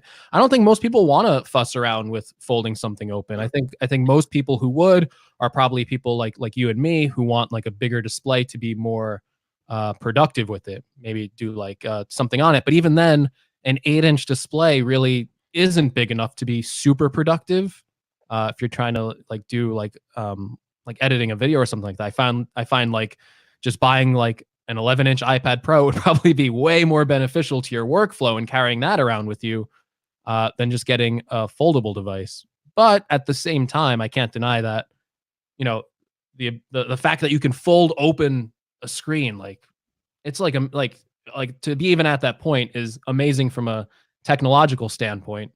Is it a good product? I don't know. And that's what remains to be seen for me. Like I said, I've talked to a few people who have the Galaxy Fold, Max Weinbach being one of them. Also, Mr. Mobile, Soldier Knows Best, Marquez had to reviewing it, and they all love that thing. They are in love with the Galaxy Fold. I mean, you got people calling it the phone of the year last year. I don't know about all that, but it seems like anybody who's used that phone like kind of fell in love with it. So it must be something to it. It's hard because I just know from myself talking, it's exciting when I see it. Like, you know, when it was announced and stuff like that, I was like, oh wow, what like a, you know, you can fold a phone. Like that's so novel, and especially when over the years it's just been kind of like these flat slabs. I think everyone's looking for something new. So I don't think it's. I think the hard part is if you get like a folding phone, is it worth like the hype or the novelty of folding it? And if you, even if you talk to most of those people, they will tell like you, they will not recommend that phone to average consumers. They are excited for it because they get to play around with a lot of technology. So the fact that there's something new out there is inherently exciting for people like us who upgrade new phones every year. But if you're trying to recommend a product to someone and your answer is no, well, that's not necessarily good either. Yeah, I mean, I don't know, man. It's interesting. I mean, it's gonna be interesting to see It is what interesting, yeah. Samsung does, and also, we found out earlier this week that Motorola is finally bringing the foldable razor to market. I think it goes on pre-order on the. Actually, I got a press release in the email, my email from Verizon, but it goes on pre-order the 26th, and it will be available on February 6th for sale in store. So the Moto Razor is coming back very, very soon. So the Galaxy Fold Flip will have some competition pretty soon here. Yes. Very interesting. Very interesting. So I need to go back and ask my man a question since I know he's in the chat and listening. So, Mr. Front Page Tech, we see you got the new logo. We know that season 8 is right around the corner. So if you're still in the chat, John Proctor, I think we all want to know, when will Front Page Tech season 8 begin, man? Let us know, baby. Let us know. When, are we coming back this week? Or we gotta wait till are we coming back tonight, maybe? Are we coming back next week? I mean, are we like a month out? What's going on, John Proctor? Let us know, baby. Let us know. The people want to know what's happening with Front Page Tech season 8, baby. Let us know. Let us know, baby. Let us know. Oh, wow. And he said the only market that the Moto Fold sells in a flea market. Don't tell that to Mr. Mobile. That's not going to fly with Mr. Mobile, dude. That's funny. I think there's going to be a lot of nostalgia around that phone. So I think it'll sell off nostalgia alone, but it probably won't sell as much as they think it will, especially if it's coming at $1,500. Like, nah, fam. I don't think the Motorola. I don't think that's the move, but I could be wrong. Oh, we have it here. It is coming on Monday. So this means that if it doesn't come on Monday, we can all attack him on Twitter. Rush to the Twitter and be like, where you at, John? Where you at? So Front Page Tech season 8, Monday. Okay. That's what's up. That's what's up. All right, Tech. My mama said John needs to hurry up and make his flavor popcorn. She is alluding to the tech fight between LeBaron Burton, owner of Popcorn World, and John Prosser, host of Front Page Tech, in which John Prosser won in the last seconds of the last round, practically. So, as a condition of that fight, John Prosser gets to name his own popcorn flavor. So, we're still waiting for that. Oh, he's getting verified on Twitter in 2 weeks. Finally, about damn time. Long overdue, man. Long overdue. And 504 says the Moto Razor $1,500 plus carrier exclusivity is a flop. I don't know if I'm gonna call it a flop because Verizon is still the biggest carrier in the country, but yeah, I don't really like their chances of selling that phone that much. But there will be a lot of nostalgia behind it. Like, there are people genuinely excited about that phone, so it will sell. I just don't know if it'll sell as much as they think it will. So, Greg, what do you think about the likely possibility of a navy blue iPhone coming later this year? I mean, I think I remember one of the reactions when people saw the midnight green iPhone was, "Oh, I wish that was in navy blue." So I guess like it looks like we're gonna get a navy blue iPhone. And it makes sense in a way. I think that's smart to kind of offer like an exclusive color every year, because it kind of gets people to like upgrade maybe who wouldn't. Like, oh, I really like that color. I guess I'll upgrade. I'll probably get it just because it's like a new color, and just from a viewer perspective, it's always nice to show off like the new thing. I actually like the midnight green one a lot for the iPhone 11 Pro Max. I've been very happy with that color. So, well, you better hold on to it for dear life because it's going away next or this year. Actually, that's the interesting thing. So yeah, the rumors are saying like it's going to be like an exclusive color. So green's going to be gone. Yep, green is gone, and Kind of sad, right? Like, Out with the green and in with the blue. Apparently, yep. yeah. So Jonathan popcorn could be called Papa Jern. Popcorn. Lord. Of course, naturally. But yeah, I think it's pretty smart by Apple to want that exclusivity with the new color every year, because then that pretty much highlights that you have the new iPhone, because that color is normally not associated with any other iPhone besides the year that it's released in. So yeah, should be Right. interesting to see what they do with that. I like I was telling Max, I thought it was kind of interesting that they are planning to replace the midnight green, since the midnight green was the top seller last year. But again, I guess that will make sense given the fact that it was the new color, so that makes sense. Yeah. I'm also wondering what they're going to do with the separation between the regular lineup and the pro lineup. And one of the rumors for the new iPhone SE is that that's going to have a frosted glass back like the pro models. But Oh, yeah, it's to kind of make like the design like a little bit refreshed. So I wonder if all of the phones are going to have frosted backs now, which would be nice because I actually like that better than the glossy back. I don't know. Yeah. I don't know, because then there will be no discernible differentiation between the iPhone regular and iPhone Pro. So I don't know. That's interesting. I'm sure they can make it different in different ways. I mean, if we see the SE with a frosted back, I think like that might be a good indication that the regular models will get it. Just because like if you're putting it on like a $400 phone, then it's not really so like exclusive anymore. Right. And speaking of popcorn, we got the owner of Popcorn World in the chat, LeBaron Burton. The Journey ain't got no popcorn yet. Oh, better work that out, man. Better work that out. I need to get that dirty dill. No doubt, man. No doubt. Trent said, of course, they dropped blue after I said I'm not buying another phone for 3 years. Better pull out that wallet, baby. Better pull out that wallet. All right, you know, he does not like the current renders of the navy blue concept. If Apple implemented like a fake gray and inserting lighting insurance to navy blue, then we got a good thing. I don't know what Jonathan's I mean. We'll have to see. Usually Apple is pretty good with the colors of their iPhones, so we shall see what they come up with when it comes out later on this year. So, I was talking to you earlier about the Galaxy S20 Ultra. That is going to be a spec'd out, beefy powerhouse of a phone. And I was wondering to myself, if they're doing all that for the S20 Ultra, what the hell are they going to do for the Note 20? So, if these leaks about the Fold 2 are true, that Mac Weinbach said, then maybe the Note and Fold lines will be consolidated, and the Note 20 will actually be the new Galaxy Fold 2 or whatever, and they'll just call it the Note Fold or whatever. Now that will be a cool follow-up to the S20 Ultra, because my God, the S20 Ultra is like a monster right now. But if they can follow it up with a Galaxy Note Fold, then that's a new monster all by itself. So that's going to be legit.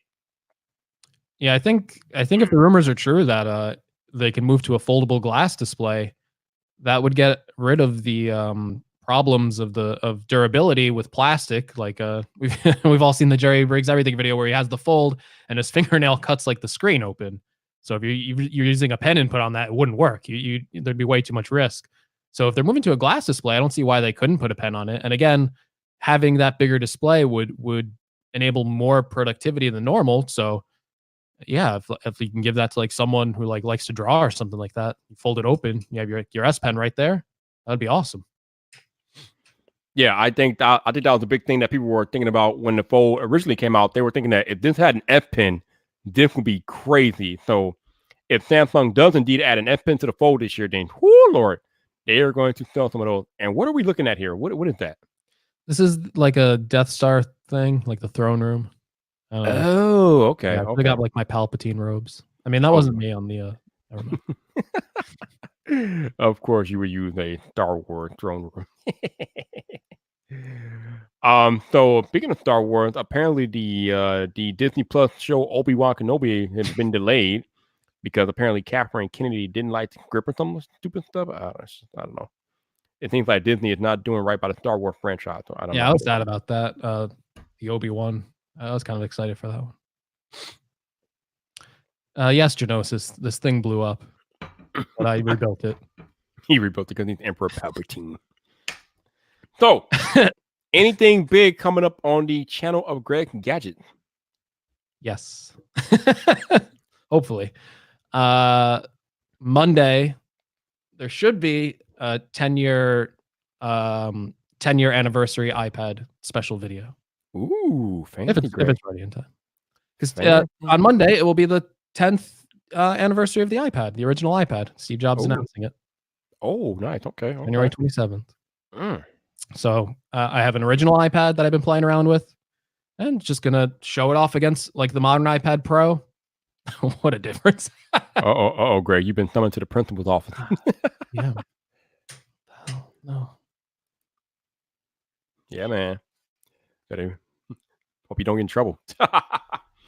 So yeah, oh yeah, so that's cool. The 10th anniversary of the OG iPad, and I still cannot believe that Walt Maltberg kind of downplayed it when he said that Apple hadn't had any like hits or whatever, or I forget what article was, but he kind of downplayed the significance of the iPad, and I'm just like, dude, the iPad smashed the tablet market like completely. Like, I don't think he downplayed the iPad. It was more of the Apple Watch and AirPods.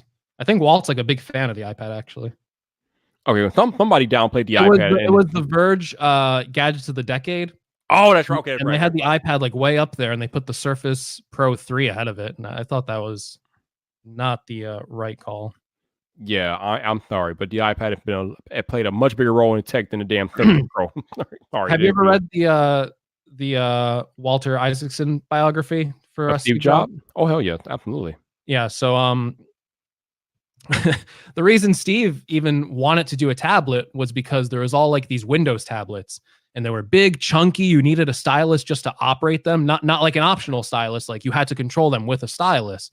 So that was his whole motivation for creating a tablet in the first place.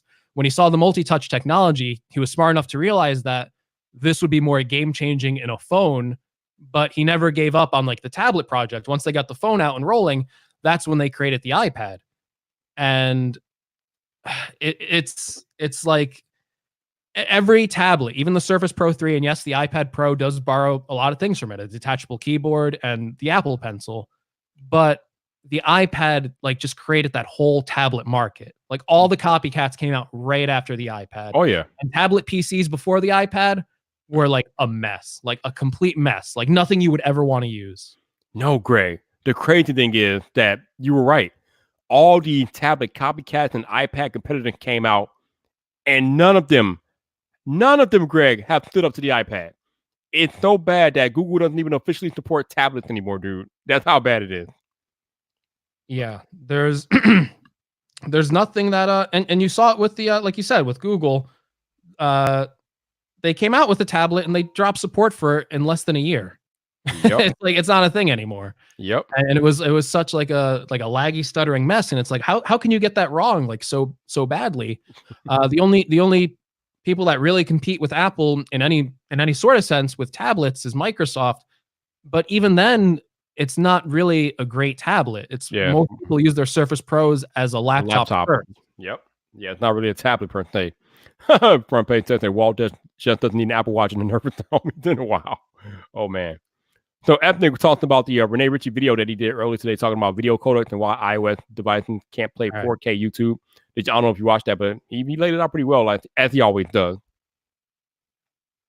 Basically, Google and Apple can't agree on a standard. They each use different standards for 4K. So, I think it's YouTube and Apple use different standards for 4K or something like that. So, for whatever reason, they're not playing along with they're not playing along with each other. But there's a new standard coming out. I think he called it AVI or whatever that everybody seems to agree with. So it could be possible in the future for Apple devices to play 4K on YouTube with the new standard that is coming out. I mean, what is that? It's a green screen thing. But what background though? Oh. It looked familiar. I don't know. It looked familiar, but I don't think it's what I think it is. So what is that? Is that like a random thing? I don't know. It's just some background. Okay, Greg is playing with background. he's literally playing with background. It could be something cool. Okay. I knew it looked familiar. Okay, that's where it's from. All right.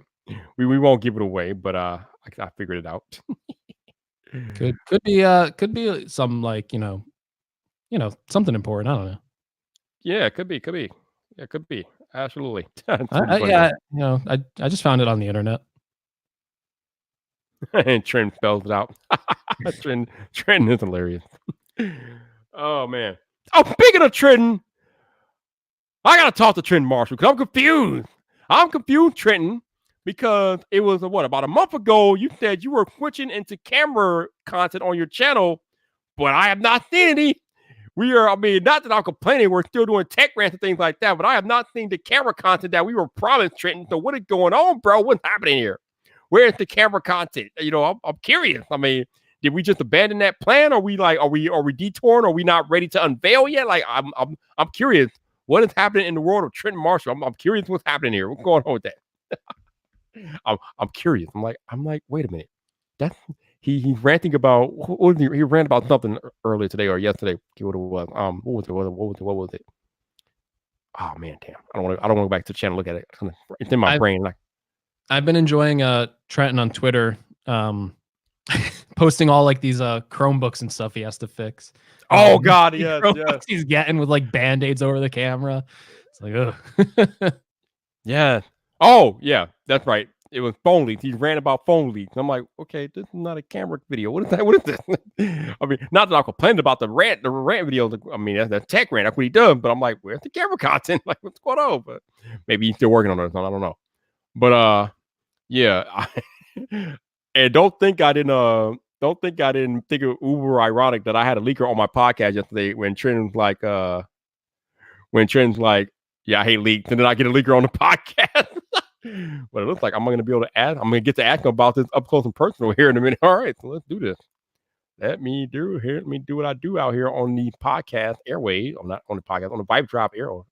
Okay, see, I'm confused now. On the Friday Night Vibe. Let me do what I do on the Friday Night Vibe airways here. And you know, because that's what we do. And I just got a notification. What was that? Oh man. Oh, we got Albert putting out the filler to Linus that I was talking about him. I mean, it'll get back to him one way or another. I'm not really worried about it. YouTubers have a funny way of knowing when videos are made about them. they get the memo, so it is what it is. Wait, what's going on here? Tech Team might think when and Jern going to take out Roberto. The people want the champ back. Oh yeah, that's right. That's right. That's right. John Prosser, host of Front Page Tech, is the current tech fight champion. But I mean, I don't know if the fights have been on a hiatus lately. I'm guessing they're coming back pretty soon. But yeah, we gotta get John in here. And technically, T says he wants to jump on Friday Night Vibe. Man, every time I invite you in here, you always say you busy or you can't jump, or you just ignore me. So I'm like, all right, maybe he doesn't want to go on no more. I don't know. I haven't seen technically T on a Friday Night Vibe in forever. It's not like I haven't invited the dude, so I don't know, man. I'm not gonna chase after you. Know, if you want to come on, you know what to do. Let me know. Needs to make a drink, get on like the old days, you know. You know, right? And let me bring in my man, though, Trent. What's up, bro? Yo, what's up? What's up, man? Yeah, I had to get on you, broken. I'm waiting for the camera content. I don't see nothing. What's going on? So there's a funny story behind that. Uh-oh. Okay, so most of the stuff I wanted to do for the camera content, you know, I realized I need to be outside for that. And Cleveland weather is kind of very unforgiving right now. And my camera isn't exactly weatherproof. So it was like, man, I'm just going to be sitting up here talking about cameras with no camera footage. Oh, so, man. I was like, dang. Because I sat there and I'm like, well, I could do this. And I'm like, nah, it's not going to work. I got to go pick up my kid. I got to go do this. I got to worry about this. I got to worry about that. So just, yeah, it wasn't the right time. Okay. Now, is it something that you plan on doing it in the future then, or you just got it on hold for now? It's something I might do in the future. Maybe, like, if I can actually commit to it and, like, do all the stuff, but just not right now. Like, you'll probably see some of the stuff incorporated when I do like reviews and stuff. You'll see more of like the camera angles and stuff like that, but not. Yeah. Greg, are you trying to get me demonetized? What the hell are you doing back there? What the hell is that? What is that? Thumbnail, I think. Why is he not clothed? He's got Just the shirts off. Nothing wrong with that. You're out of control. You're out of control, dude. Yo, front page 10, you look like Steve Harvey trend. I don't know what's going on with that. What's going on, man? And then we got Techie. My thing, you look like Sinbad. I'm going bald, okay? Shit. Yo, bald and beautiful, bro. I'm just saying.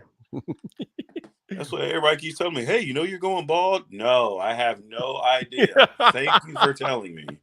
Bald is the way. If you're gonna go bald, you gotta go all the way bald, though. Just cut it all off. Yeah, man. Bald, baby. I figure I would share some of my, work frustrations with the world.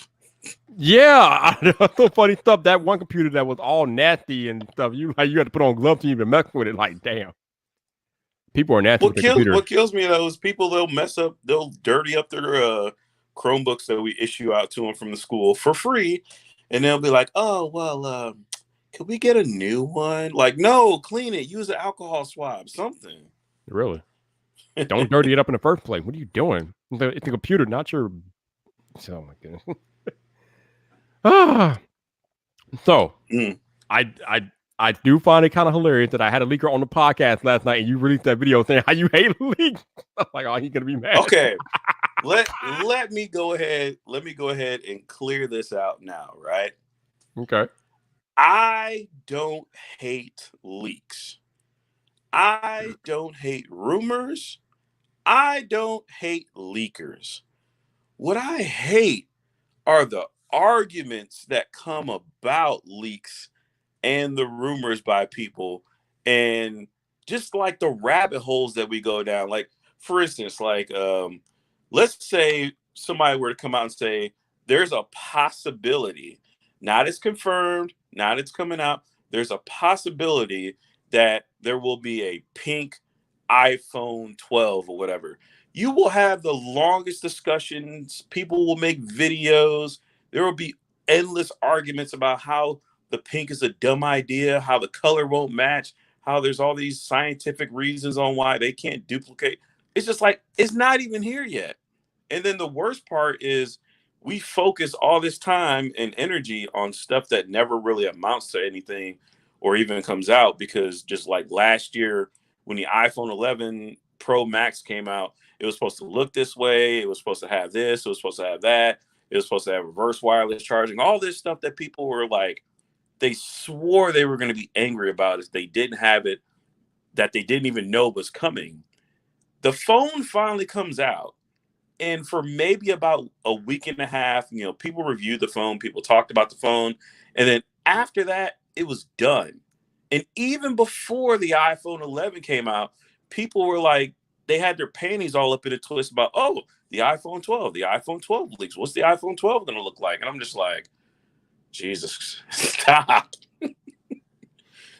Yeah, I think Renee talked about this a lot, how leakers set these expectations for phone releases, but when the companies don't meet the expectations and people get mad at the companies, that's not the company's fault. That's your fault for having expectations from these leaks and not realizing that nothing is official until the companies actually make it official. Right. And then, like for those people who may have watched the video or may not, part of the hypocrisy that I found hilarious was that, everybody was like, loving the leakers. Like, if you're a leaker and you leak something, you were getting all types of praise. Like, yeah, go ahead and leak that. We want to know about it. And then like some of the companies were starting to leak their stuff, and they got like, caught leaking their stuff to other people. And then everybody was all mad. And I was like, wait, why is it cool when a person does it, but when a company does it, people are upset? Oh, you know what? You're right, John. It wasn't Renee that said that. Or Renee might have done something like that, but actually John said what I actually said originally. So yeah, shout out to my man John Prosser, because he did say that, right? People set expectations for leaks, and then they get upset when it's not the company's fault. Yep, that's definitely John. No doubt. My bad. Yeah, it's like, I don't know, over like the past 2 weeks of me just kind of just scrolling through Twitter and seeing what people are talking about. I'm just like, oh my God, just stop it. But it's not going not gonna stop though, Trent. They're not gonna stop, man. We do this every year, dude. It's like an endless, never ending cycle. But that's why I made that video the way I made it, because like before, it was just like a handful of people Then it started to grow more and more and more and more to literally to the point to where, honestly, if you wanted to, you could just make a channel talking about leaks and rumors all the time, and that's it. Oh And yeah, people were losing their minds about it. yeah. You literally could make a leak channel. It'll probably do very well, no doubt. Mm-hmm. But my only question about that is when you're found out to be wrong, which you inevitably will be, will people still stick with you for leaks, or will they just abandon your channel and mad? I don't know. People seem to stick around for anything. I mean, how long were people quoting and using BGR as like reputable Oh God. places for all of their leaks? Like, I remember for like a long stint, people were like, "Oh, BGR said this, BGR said that," and then it was just like rumor after rumor after rumor after unconfirmed Okay. after unconfirmed. But people were still eating it up. People were still sharing it on social media. Oh my God, this is gonna happen. It finally doesn't happen. Hey, well, you check them on it. Oh, what about this? It was supposed to come out. What do you think? I think Well, it didn't come out. I'm on to the next one. I think we have long realized that BGR is not a reputable store for anything. And it seems like Greg is paying homage to Tim Cook back there. What's up, Tim? Good morning. Good morning. Good morning. I had a vow, but I couldn't keep up with it. But I had a vow to respond to him every time he tweet. I would respond, "Good morning, Tim." I told myself I'm gonna do that every time he tweeted from now to actually. You know what, John? I swear, John, hop on the live stream while you over there talking shit, talking about my mustache. Oh man! Oh man! Wow! The one time I decided to line up my mustache. You know what? Oh man! Yo, he's out here I'm roasting done with you, John. He's out here roasting tonight. Ouch! Damn, Rufus not here. Rufus not here in this YouTube stream, bro. Yeah, I cannot follow up on my Tim Cook vow. So yeah, whatever. It is what it is. So Trenton, speaking of leaks, what are your impressions of all the leaks that we know about the Galaxy S20? Especially the S20 Ultra with its craziness coming. I'm not disappointed in it, but I'm not excited for it either. Okay. I mean, yeah, like if you're really into like, specs and, how much stuff you can squeeze into a phone, sure. But how is the experience of the S20 this year going to be different than the experience of the Galaxy S10 from last year? Yes, I think that's the big thing. You hit it around the head. I think Austin ever made a video, and then Travis made a follow-up video about this. No matter how many specs they put in these smartphones, the overall experience and use of the phone doesn't really change. It just gets more powerful. I mean, but it doesn't really change the way we use the phone per se.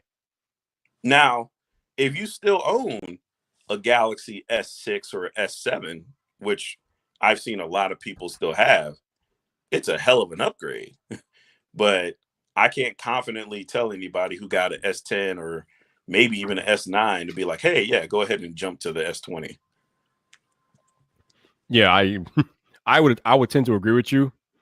If you got like you said, if you got an S10 or even a Note 10, I don't know if you really need to upgrade to an S20, but again, for people with older phones like the S6 and the S7, it's definitely time to get a new phone. It's time. God damn it, John. John is just roasting you, man. He's just flame throwing you in a chat about your everything. It's crazy. Wait, how did we get a meme from him not even being able to spell my name right? That's what he does, man. Wait, what is this?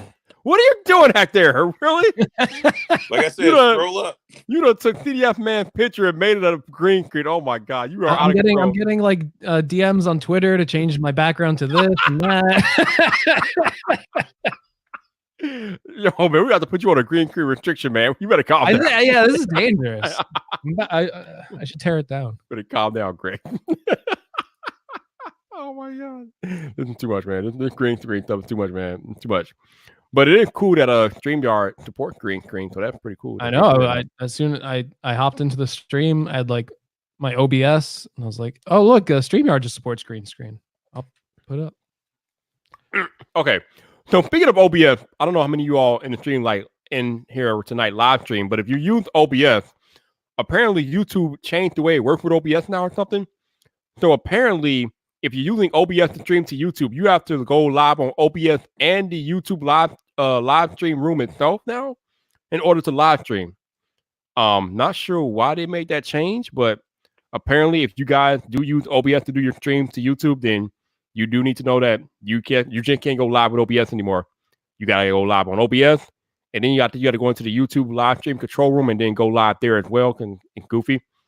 Luckily, for us that use StreamYard, we don't have that problem because StreamYard automatically goes live to YouTube without any in between. Thank God. But yeah, if you use OBS alone and that's how you stream, then yeah, you have to start a stream from in OBS, and then you gotta. Oh wait, Travis says yes and no. So Travis says you can set an option to go live as soon as the stream starts. Okay, so if you're using OBS, I guess you can set an option to go live as soon as you go live on OBS on YouTube too. But yeah. But he says you have to stop it in both places. Okay, that's just stupid. What? Oh, wow. Why did YouTube do that? And Greg is like completely dying over there. He's Inception. What did you? Oh, he's holding up a green cloth or something. I had a green cloth. I was like, will this work? Look at that. Oh my God. He's being Greg Inception over there. Alrighty then. Okay. All right. The magician. You're having way too much fun over there with that. Look at that. That's awesome. That's creepy. All right, can Trent start a tent channel called Tent Rent? Tent Rent. Wow. Prosper is eating you alive. I mean, if I lived in California, I could go to Tent City.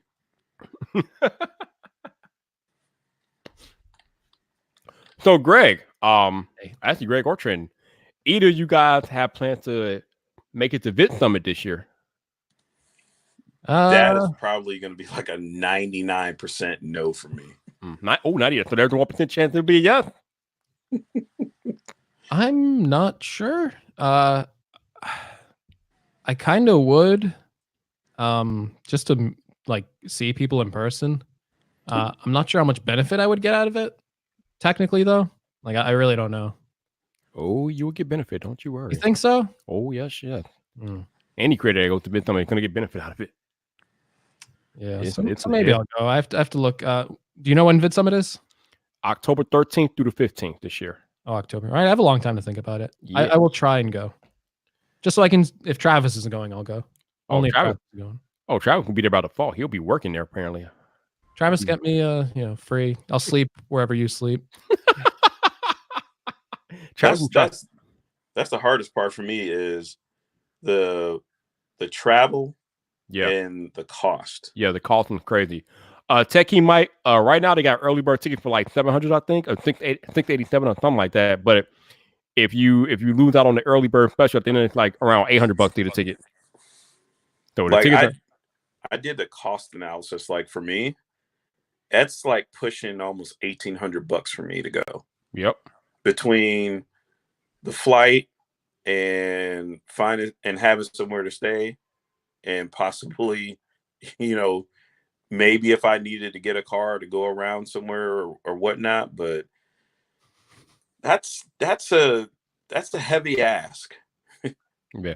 Oh man, 7 days left before the early bird price goes up. That sucks. Oh well, I'm definitely not going in. So, boo. Oh well.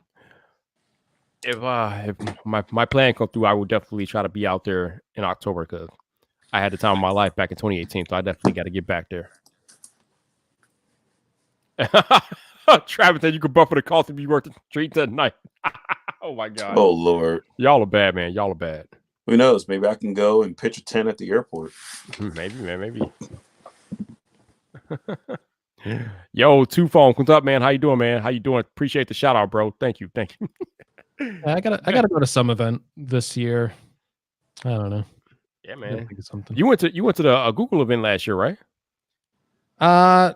No. Like I went to a Google event, but it wasn't like a crazy like main event. It was like I've been to 2 of them so far. They do them in like New York City to show off when they have like new products. So I've been to 2 of those, but it's not like a crazy like event, like a main event where like someone speaks on stage.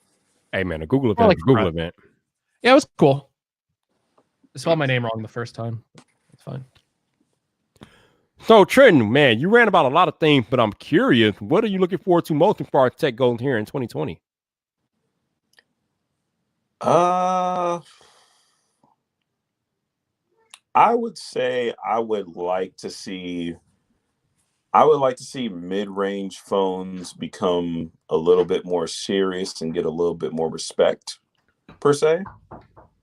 Like, I Mhm. feel like a lot of times when you say mid-range phone and, people hear that, they think that they have to like kind of settle for less when mid-range phones can really be more than enough, for people. Whereas like flagships are like, like they're the highest end. They're almost to the point where you really don't need all that much unless you plan to like do everything in the world. Okay. So I say I want to see more budget devices. Like, okay, for instance, I know MKBHD came out with that video about the earbuds and how like everybody was copying, off of Apple with the designs and stuff like that, which I agree. It kind of is messed up, but it's like some companies have made earbuds to the point to where they sound almost as good as the AirPods, according, to other people. And it's like they're selling those earbuds for 50, 60, 70, $80 instead of 250. And not everybody can afford 250. So having, that technology sound that good at a cheaper price is interesting to me. Mm-hmm. Because let's face it, if you sit there and you go buy every brand new product, you're going to have more debt than student loans. Yeah, no kidding. And so that's where I feel like a lot of people get kind of like underserved because they think, I gotta have, like the Sony whatever high end $300 ones, or I gotta have the AirPod Pros, or I gotta have something that costs above $150 when you could clearly make it by with 50 and feel fine with that. Yeah, I just get tired of mid-range phones just getting a bad rap. Like people laugh at the Pixel 3a, like, oh my God, it's a plastic phone. I'm like, there's so many people that could take a Pixel 3a and run with it and be completely happy. Yeah, you're right. I think the mid-range phones have definitely gotten a lot better, and they're going to get even more viable this year, man. So mid-range phones are definitely stepping up in the weight class, and it shall be interesting to see what companies do with them this year. Yep. I'll be right back. Yeah, he was on stream, and then he went off stream, and now Greg disappeared. Oh, I'm here. The people were like dropping out, man. People were like, "We out of here, yo! We out of here." I'm here. My green screen reign of terror has ended. Okay. Yep, El Jefe like, and that's why Genki and I are here bringing you budget options. Because yeah, there's a lot of good budget earbuds out there in the $50 to $100 price range. Like, wow, it's amazing what's going on with that market for sure. Like he said, you can get an earbuds and headphone for $30 to $50 now. Yeah, no doubt, man, no doubt. Technically, T says the market has ruined us on how we think about mid rangers, and the sad part is reps in the store will never push them, and that's where most people go to buy their phones. Yeah, I can't see a rep pushing the Pixel 3a in a store, man. No doubt. Let's see. Tyler Middleton probably get better commission when they refer to bigger phones in store. Yep, that's why they won't push the mid range phone, because they won't get the commission that they get from flagships, which is true. Messed up, but it's true. Yeah, man. I don't know. It's very, very interesting. It's very, very interesting how that's going to work. I don't know. Let's see what else is going on. Oh, my battery died. Duh. Oh, that's I was not like, good. I'm like behind the scenes, like, why isn't this work? Oh yeah, it's hooked up to the cam link, and I just have a battery in my camera. Yeah, man. You gotta handle that, man. You can't be Hey, having. this is my first time doing all this. I wasn't paying attention to that. You gotta handle that, man. I do. I gotta. You gotta handle that, bro. You gotta handle that. Gotta handle that, man. You gotta handle that, son. Let's see. Our dog says the mid-range processors are starting to get more powerful too. Yeah, man, they're putting good tech in these mid-rangers, no doubt. Say the mid-range phones are on the come up. We thought TCL would bring it to CES this year. So mid-range phones are definitely on the come up. And Greg Gadgets is there, but Trenton just dropped out. Trenton left us. Ethnic joking around saying Tim Cook shut the green screen down. Might have, yeah. Might got a copyright claim from Apple using the mug. Oh, look at that. I'm back. Oh, he's back. Look, he's Oh, back I'm at green not. screen at all. He jerry-rigged everything. He jerry-rigged everything and he's back. Back. Look at that. Hey, back. Tim. Back like my. All right, Tim, great presentation. I'll take it from here. Got a lot of exciting things for you. Apple Watch 6. I wonder what they're gonna do with that this year. It's funny because we never really hear much about the Apple Watch until it gets closer and closer for the time for it to come out. So I wonder what they're gonna do with this thing. Yeah. The one time the Series 4 was that leak when like 9 to 5 Mac like went into like the code on their website and they found like all the images for it. So we were like really spoiled ahead of time. The Series 5 was so locked down that before the event, people were even speculating if we would even get a new Apple Watch. Right. So locked down. Like no one knew anything. Like iPhone, but it's like, are we going to get a new one? And then like the always on display was like, no one even predicted that was even going to be a feature. And that was like the main feature of it. It's like, what can you do? Like at this point, what can you do? It already looks like great. Like it's almost all screen. There's form factor wise, I don't know what else you do with it. Feature wise, obviously they could always put in like faster processors, but you're on a Series 4. The Series 5 has the same processor as the Series 4. As I say in my review, even though they didn't update the processor, it's not like it's slow. It's not like Apple Watch 0 where it was like loading and loading and loading. It's like nothing doesn't feel like too slow on it. I don't know what they could add. I was gonna say what I think they're gonna put more health stuff in there probably. Yeah, that's the big thing. What sort of health sensors they add for it? Yep. Oh yeah, and a micro LED display coming 2021. Yeah. Other than that, I don't. Yeah, I'm with you, Greg. I don't know what more they can do with an Apple Watch Series 6 or beyond. Even I don't know, man. Although I will say this: if I'm balling like Greg, man, I would go out and get a ceramic Apple Watch 5 though. The ceramic Apple Watches are legit. Well, mine's a titanium. If I was balling too, I'd get a ceramic one as well because it would be nice. So you're not balling, but you're mini balling though. You're not. Yeah, balling. I'm a mini baller, not a max baller. You know. I mean, I kind of balled out when the Series 4 came out because I got the stainless steel gold in Series 4, so I was kind of balling. But yeah. Ooh. Yeah, I had an aluminum Series 4, so you're doing better than me. The gold is really nice, the stainless steel gold. Yeah, I was so in love with the 3-4. I'm like, I'm gonna go all out for this, man. So yeah, I got it. I don't know if I'd get the titanium again. Like, it's kind of nice. I don't know. I don't really like the way that looks. It looks too much like the aluminum, man. It really doesn't. Like I've had like both. Like they're very different looks, but I think it's way more understated than like the stainless steel. Yeah. So you know me, I'm a little flash. I need a little flash in my life. Yeah, and like a lot of like the bands and stuff with the stainless steel, like they match obviously. So although I do have a titanium watch band, baby. That's right. Nomad titanium watch band. Hell yeah. Yeah. I like it. Depending on like the light, it can look like really nice, but most of the times it's very, very understated. Huh. Technically, T said we are getting him through daddy daycare. Okay. What's up, bro? What's up? All right, Dr. Donovan and I have found some phones with top level specs that supposedly have been shown to operate at top level performance for mid range price. Now, our reviews, we see honest, who knows for sure?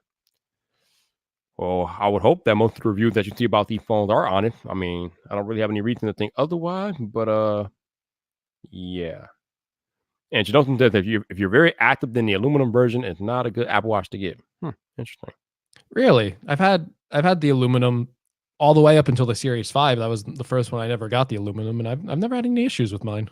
When I had the aluminum ones, I didn't have any issue with you either, but I can understand where you're coming from. Some like small scratches on the display, but like nothing you could see whenever it was like on. Like if you like held it at a certain angle, but it wasn't never like a big deal for me. Yo, Tech King Mike. Yeah, you need this watch band, bro. You need this titanium watch band. You need the titanium watch band. Like this is legit, bro. You need this. For real, you need this. I'm not even playing, bro. I will never take the watch band off, man. Not at all. Not doing it. For life, bro. For life. You need that. This titanium watch band is legit. Bionic Goop said, I paid too much for the titanium holding my leg together. Yeah, that I can see that. That I can understand that. Definitely. Yep. Gotta put your priorities first. No doubt, man. No doubt. Woo. What else is going on in tech? Did we I don't know if me and you talked about the flip phone, the Galaxy Fold Flip or the Galaxy Fold Z. Did we talk about that today, Greg? No, we talked about the Motorola one, but okay, so what do you think about the Samsung flip foldable that's coming supposedly? I haven't heard like too much about it other than it's gonna be like a flip phone like the Motorola one. And supposedly it's gonna undercut the Motorola by price, right? We thought so, but now they're saying not by much. It's still gonna be like slightly cheaper though, right? Like right. Yeah. And then it'll probably have like better specs. So I think it'll probably be the one to get, honestly. I know Motorola obviously would have like a lot of like nostalgia for people, but yeah, if Samsung comes out with one, I would probably trust them more with the phone currently. So I'd be interested to give that a shot. I'm more excited for phones that fold out into like bigger tablets though than phones that fold out into like a regular sized phone. Like I don't know, like it's not as exciting for me because you already have that form factor. It's not too much of a hassle. It is slightly a hassle. I mean, I guess like if you have like small pockets and stuff and you can't carry a phone, that would be like beneficial. And like these bigger phones, you can like feel like the heft in them in your pocket a lot of the times. I don't know if folding that down would necessarily get rid of that. I guess it would, but something like the Galaxy Fold, I think is cooler for me. Yeah, I think I tend to agree with you. I think I would be more interested in the Galaxy Fold 2 that's coming later this year, definitely too, especially if it has an F Pen. That's gonna be like bonkers. Yeah. So we got 42 people watching the live stream tonight. So hello, welcome to Friday Night Vibe. I appreciate you guys. I know a lot of you all are lurking because a lot of y'all like to lurk and not say nothing. So shout out to my lurk gang. How y'all doing? Super chats are open. So if you guys want to donate to the cause, you can send me a super chat. And as I tell you guys, if you don't want YouTube to take a 30% of your super chat, you can buy me a coffee. That link is in the description as well. None of this stuff is required, but it does help me out if you guys choose to donate to the cause. So thank you for hanging out with me each and every Friday night as I bring you all the tech hotness and goodness and my craziness. And yeah, tonight's been a cool night so far. Let's see what else is happening. And how much Apple TV have you consumed, Greg? Okay, I'm not like the biggest like consumer of like television. So I've been behind on like almost every show. I like Serving a lot. I know you didn't like that, so. Oh, that's right. We had a disagreement about that, right? Yeah. Morning show. I think I still have to finish. I think what? 2 episodes left. Yeah, I know. I'm Man, bad. you Herbert finished the best show on streaming television. What's wrong with you? It's good, and it is very good. And I've heard like the finale's crazy. I just haven't had the time to sit down. There's a new show. I forget the name of it, but it does look really good, and I want to give that a shot. It just came out. Little Village. That's the one. That's the one that just came out. Yeah, I think it's something like that. Yeah, that looks good. I like the trailer for that, so I think I'll like that. Finished Mandalorian on Disney Plus. Mm-hmm. So I'm always behind on like TV. I'm like the worst person to ask. I started watching The Witcher, so yeah, I've been seeing you on Twitter. And that song's been stuck in my head all day. Going to your Witcher. Yeah. Oh, it's called Little America. That's right. Okay. Little America. That's right. Yeah. That's a new one. Yeah. You got to watch The Witcher. The Witcher is legit, man. I'm on like the 4th episode of The Witcher. So yeah. Hopefully you'll be less confused than I was. I was uber confused watching it, but right. It makes sense when you finish it up, but when you're going through it, it gets a little confusing. But the first couple episodes are very confusing, and you're like, "Wait, what's going on?" Okay. Yeah, but it gets better, it gets good, and looking forward to what they do with season. Have you ever played the game? I had The Witcher 3 when I had an Xbox One, mm-hmm. So I played like maybe an hour or two of it. I didn't really get too much into it, but I did have it. Yeah. They said a lot of people got back into that game after airing the show. Right, and the show had apparently 76 million viewers. Yeah. Like, damn, okay. Crazy. That's what's up. Shinosa says, any 2020 movies you're looking forward to? Oh, my Lord, man. I mean, What else is coming out? I thought Bad Boy for Life, which was the best Bad Boy movie yet. That was pretty good. I was not expecting it to be that good, but it was very, very good. Other than that, I don't know. Oh, Wonder Woman 1984 is coming later this year. That should be good. What else? What other movies are coming out this year? I don't know. I don't know if any. I'm guess. I don't know. Are we gonna have any Marvel movie coming this year? I'm sure. I mean, I don't know which ones, but I'm sure they're not. I don't know. I don't know how they're gonna follow up. I don't know how they're gonna follow their. What am I trying to think? I don't know how they're gonna follow 2019, but yeah. Ever after Endgame, I've kind of been like, and I've never been like that into Marvel. I kind of got bored of it quick, but I got back on for Endgame just to see how it all wrapped up, and then no doubt. Hey, Doug Houston, thank you for the coffee, sir. I appreciate it. No doubt you got the email notification that you bought me a coffee, so thank you. Shout out to Doug Houston. He must be watching he must be lurking and watching somewhere. So thank you, sir. Appreciate it. But yeah, 2021 though. 2021 is going to be a crazy year for movie fan. We got our boy Keanu Reeves, which he has 2 movies coming out on the same day next year. Got The Matrix 4 and John Wick 4, both coming out on the same day next year, which is a banana. Yeah, I need to catch up on movies too. I want to see 1917. It's in theaters right now. That's like a World War I movie. The Irishman on Netflix. I need to watch that still. I need to sit down for 3 hours and 30 minutes and get that out of the way. Yeah. A lot of people were talking about that, but I don't know if I can do that, man. That's kind of long. I mean, it looks good. But you know, Venom 2 is coming. Okay, cool. There's a James Bond movie coming out, right? Oh yeah. What the hell's the name of it? No Time to Die. Yeah, No Time to Die. Yeah, definitely going to see that. I will be there. Definitely love James Bond. I have no time to watch movies, so. Well, I definitely have time to watch James Bond. I make time for James Bond. Ghostbusters Afterlife is okay. I'm not really into that. I mean, the trailer looked okay. I don't know about it.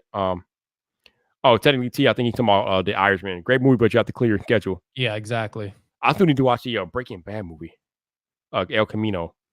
Okay, who did this? I need to figure out who did this. Somebody just did this. And I'm going to find out who did this and shout you out.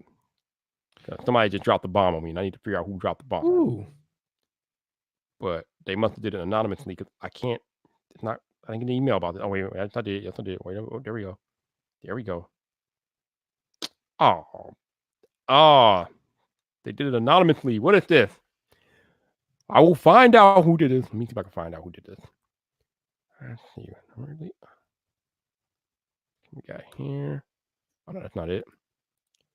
Apparently, I can't spell today. All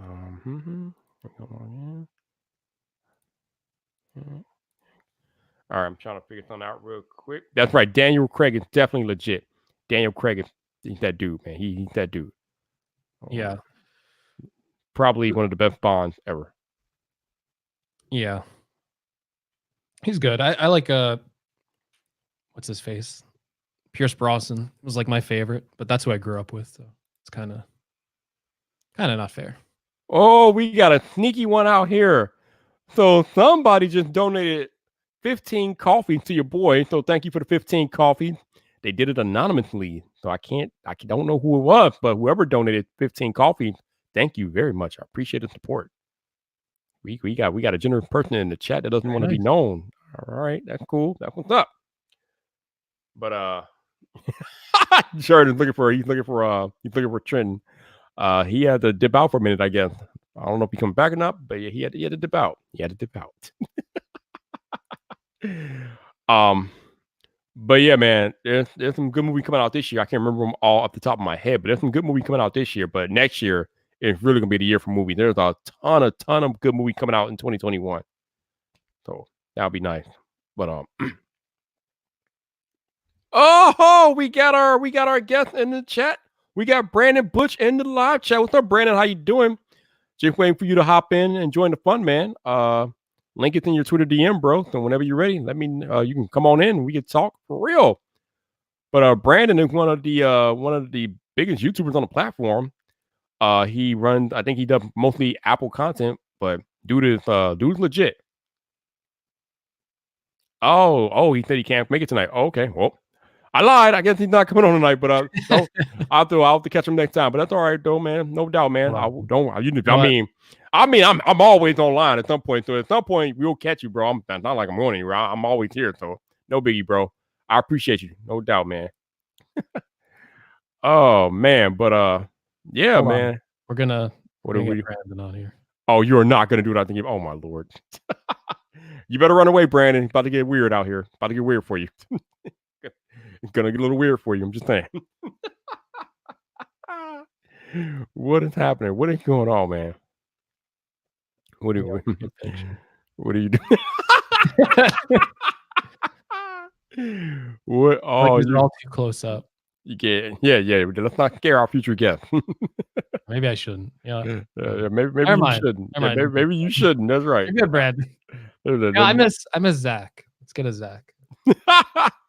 Oh, we got Mini Trenton apparently. Oh, we do have Mini Trenton. What's up, Mini Trenton? Oh, he's smiling. Oh, that's funny. What's up? Yeah, he's the reason why I'm busy right now.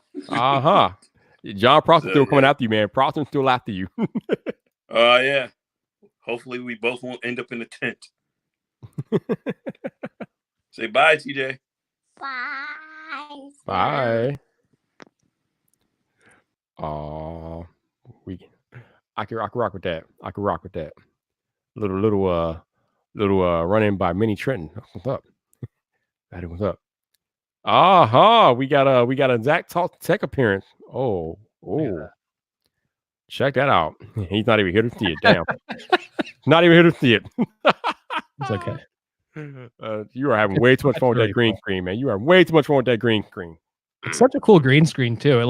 It just like collapses into itself, and you can like store it like under something. How much did that run you? We'll talk about it. Greg's like, we're not gonna bring up price today. Look, even Brandon wants to know. You want that green screen? You want me to do like a demonstration? I could be like a Zach for you. I could do like a Zach Talks Tech live demo. Sure, if you want to. I guess why not? All right, we're gonna blow Greg up here. Hold on, I need to see if my background's safe. You see if background is safe for work. You don't be showing us no crazy stuff. It's just messy.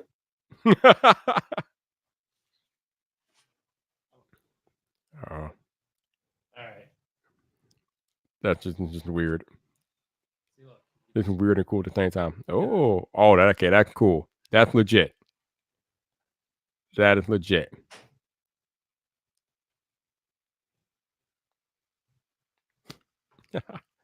Okay. Travis said you copied him, dude. He said he brought everything you brought. Yeah. Travis is a bad influence. Zach's face though. His face is hilarious, man. That's crazy. Oh my god.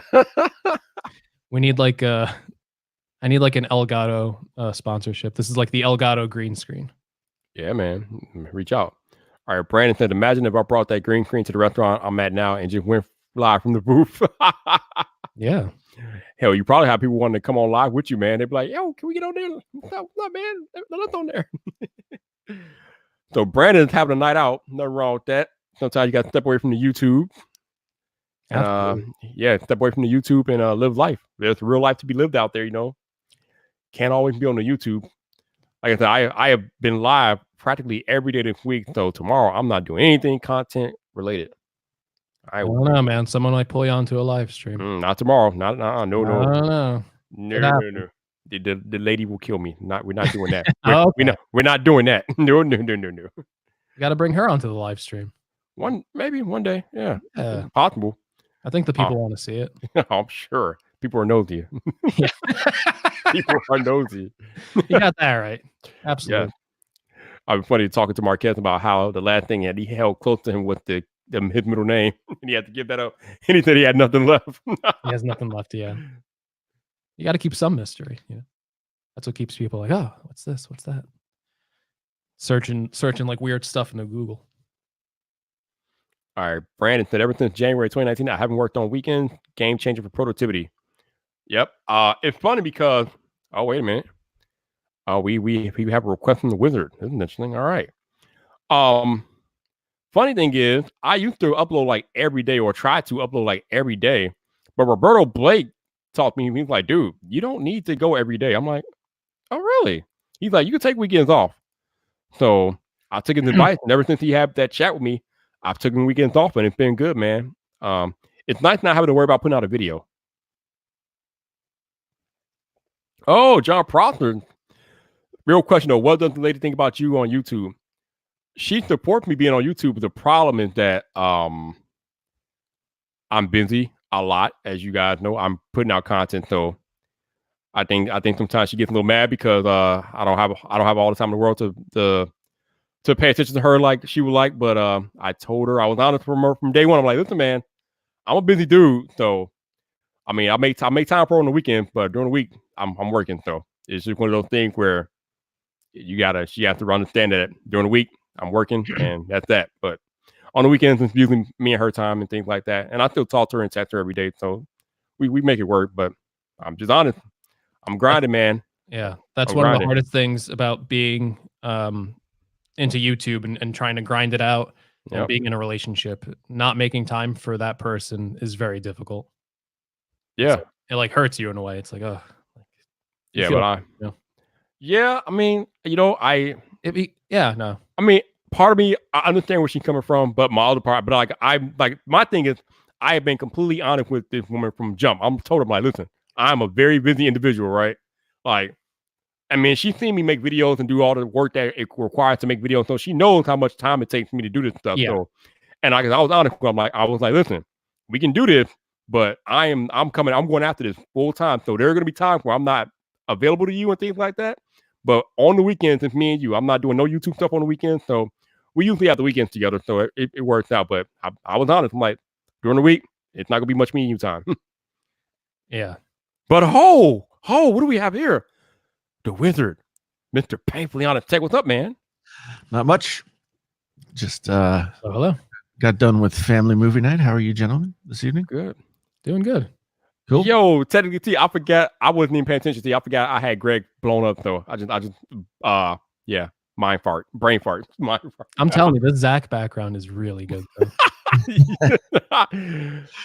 Kind of Jason, how goes it tonight, man? You doing all right? All right, doing all right. Yeah, doing pretty good. Good to hear, man. Yeah. Just it's been a busy day, but other than that, everything's good. No doubt. Brandon said, man, it's hard for women to understand the YouTube workflow, even when taking weekends off. Tricky stuff for sure. Yeah, like I said, it sucks to be it kind of sucks the way it works, but I have goals and I am chasing my goals. And like I said, I've been completely upfront about how I'm attacking this. I'm like, you can rock with me or you can go find someone else you want to date. I mean, I'm not gonna be mad at you, but I'm not stopping what I'm doing. So we just gotta come to some type of understanding. Like you can have the weekend, but during the week is mine. So that's pretty much how I'm doing that. Jason, I don't know how much of this live stream you paid attention to, but I was watching. what was that? I was watching a movie, so not very much. All right. So first 28 minutes of this live stream, I was talking about the impact that Linus has made on the tech community and the world as a whole. You have any thoughts about Linus and what he's done in the past 8 years on the platform? I mean, he's probably one of the first people that I remember watching on YouTube. Okay. I remember because he used to do gaming headset videos, which is what I started out doing. So I was watching a bunch of other people doing that. And it took a while to adjust to Linus. I was kind of like, whoa, this guy is he's got something going on. But no, I mean, he's done it. He's built himself an incredible business. He's done a great job. He's an impressive guy. Now, I don't know. Did you have a chance to watch the live stream that he did? I did on double time. Oh, double time. Okay. Yeah. 30 minutes. I don't want to spend 30 minutes. So what did you think of the live stream? Yeah. I mean, it tells me one thing. Everything that sucks now still sucks then. Yeah. So no, but I mean, I appreciated his being open and honest. I appreciated the stuff that he had to say. Yeah, but yeah, you got a real sense of like the struggle that he's been through to keep it going and do his thing, you know. So, I mean, I didn't think he was going to retire. He said it wasn't clickbait, but I mean, I know clickbait. and, but yeah, I guess now I just looked at my YouTube and he was on the WAN show. The title was "I'm Not Retiring." Yeah. I think he made it pretty clear in the live stream that he's not retiring, but he might step away a little bit, but he's not retiring. Yeah, well, I mean, it remains to be seen. Some people can step away, some people can't. You know. Yep. So I don't know him personally, so I can't say whether or not he's the kind of person who can sort of, you know, ascend to a higher level and let other people do the daily stuff. You know what I mean? But we'll see. Yeah, I mean, he built the team for that. But it seems to me like he built his team for that purpose. So I'm guessing he can do that. But I guess we'll find out. Shelly, how you doing, Shelly? Welcome to the show. Appreciate you. How you doing?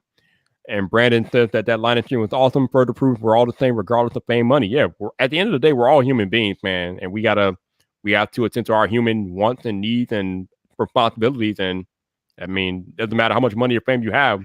At the end of the day, you got to adhere to your human responsibilities. So that's that. Yeah, and the reason I say we'll see how much he steps back or not is as all of us know who make YouTube videos, it's kind of like you get in the daily grind of it, and you're just kind of like rolling along, and like reality distorts, like the rest of life is going on in a different way, and then suddenly you put your head up and you're like, oh, it feels like it's been 2 weeks for me, but it's been 2 months for everybody else. and so, I mean, he's set himself up to do all the right stuff, but yeah, it can get into your head to the point where you don't want to. He's been making videos now for what, 10 years, 8 years, something like that. About 8 years. Yep. Yeah. So, and does that count NCIX tech tips, or does I'm not sure. He did those for a long time. Right. And then went over to the channel. I mean, when something is so much a part of your daily life, in the way that making videos has to be, if you're going to do it, then yeah, it'd be an adjustment to step away for sure. Yeah, but I think part of that, though, what he was talking about in the live stream is that he hasn't been spending the time that he wanted to with his kids and family. So I guess that would be a good reason to step away if you're going to step away. It's always a good reason to step away. Indeed. But sometimes people say they want to and they don't. Yeah. Or they can't. Or they can't. Or whatever, or they think they can. Yeah, I think he said it much. I mean, he said that he kept doing it because he wanted to do it. He kind of referenced himself to Walter White from Breaking Bad. I'm like, wow. Yeah. I mean, I think it made a lot of sense. I mean, it was a very mature adult kind of conversation that he had about, and really honest about what he was thinking about, and what brought him to these conclusions. And I guess crossing the 10 million mark sort of put him in the space to see it in context and so a little bit. But yeah, I mean, 10 million or 10,000, it's still your thing. It's still your little, no matter what it is. So I hope he's able to do the stuff that's going to make him happy, that's going to be right for his family and all that kind of stuff. But I know it's hard. I guess that's all I'm saying. Yeah. I struggle with it too, which is why I take, Friday night and watch a movie and, stuff like that, because otherwise I'd just be out here doing this. So, speaking of doing this, I saw you this morning doing your live stream. Yes. Yeah. I got the morning live stream going. Morning live stream is good for the folks in the Europe. Right. Yep. And elsewhere.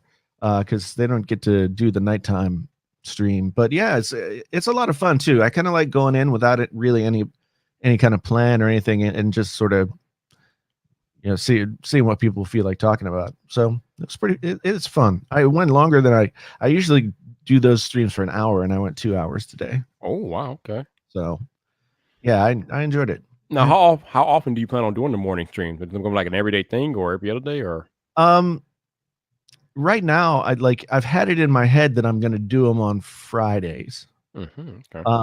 Of course, like I've been traveling and all kinds of other stuff on Fridays recently, so I haven't been able to do it. But yeah, just been thinking about once a week, but I might start doing more stuff on Twitch, and in doing more stuff on Twitch, I might just start doing that kind of stuff. You know, I'm trying to figure out, like, I was watching, I don't know if you guys watch, like, you know, gamers. I was watching this guy, a gamer named The Broken Machine. He plays Battlefield, and he was talking about like how much he works. He was just like, you know, I'm making like a video every day, and I'm streaming every day, and then I do this other thing every day, every 3 days or whatever. And it was just like, I started to think, like, you know, if I'm sitting at the desk, I could go live on Twitch and edit a video or whatever. You know, it's like, that's true. so I don't know. It's just trying to think of different ways to get connected with the audience. But there's something that I like about Twitch that Twitch feels like a rec room. YouTube feels like the living room. You know, YouTube feels like a little bit more formal. Yeah. Yes. Yeah, Twitch is definitely more of a, like you said, like rec room environment. Yeah, you can listen to music over there for some reason. I don't know how or why they get away with that without copyright problems, but they do. So, all right, Mr. Two Phone fan, I'm gonna need you to listen up, bro. Let's not try to get seconds in the live stream. It's not that women don't get the YouTube thing, because there are women YouTubers that are probably having the same issue with their dudes and not giving their dudes enough time because they're grinding on the YouTube too, or grinding at something else that they're doing. So it's not a woman thing. It's more of an entrepreneurial thing. It's when you are, what's that? What'd you say? It's a human thing. People can get involved like in their work or whatever. It's not YouTube or whatever. Yeah, but I think it basically it's like an entrepreneurial thing. When you're like trying to date like an entrepreneur or a beginning entrepreneur, that's a rough thing because that person is knee deep in work and they don't have a lot of time to entertain stuff outside of their work when they're trying to build something. Oh yeah. So it makes the relationship pretty tough. But I mean, if you have that love and stuff, then you just have to fight it out and make it through. But it's just what it is. I mean, it's not just a woman thing. Men and women both go through this process. So right. It's funny because now that you mentioned, like, you know, Linus was talking about how he has no friends except for the people that he actually has to see every day, because he works with them, and that's 100% for real. Like, I think I said yesterday, I hadn't like put my wallet in my pocket or put real shoes on until last night since I got back from CES. Wow. I was in my slippers. I was hanging around the house. If I had to go out, I was just driving my daughter to school or something, and I was wearing the slippers. It's snowy. It's gross. So, yeah, we're supposed to get a lot of snow here between tonight and tomorrow, so that'll be interesting. Oh yeah, we had school was canceled here today. We got not very much, but still enough to get canceled, I guess. Wow, that must have been enough because you're in Iowa, and I mean, Iowa's like Chicago when it comes to canceling stuff. You got to have a nice amount to cancel some stuff. Yeah, they did like a 2-hour delay, and then it kept snowing. So I think after it kept snowing, they were just like, well, you know. Yeah. When they keep coming down, it's not much you can do about it. Yeah. And I'm not quite losing my mind yet. I was just watching The Shining. Well, we watched Dr. Sleep, which came out on video. Mm-hmm. How is that? I thought it was pretty good. Like I'd read the book and I really enjoyed the book, and they stayed pretty true to the book, and changed a few things that I think made it better for film. But yeah, I really enjoyed it. I enjoyed it.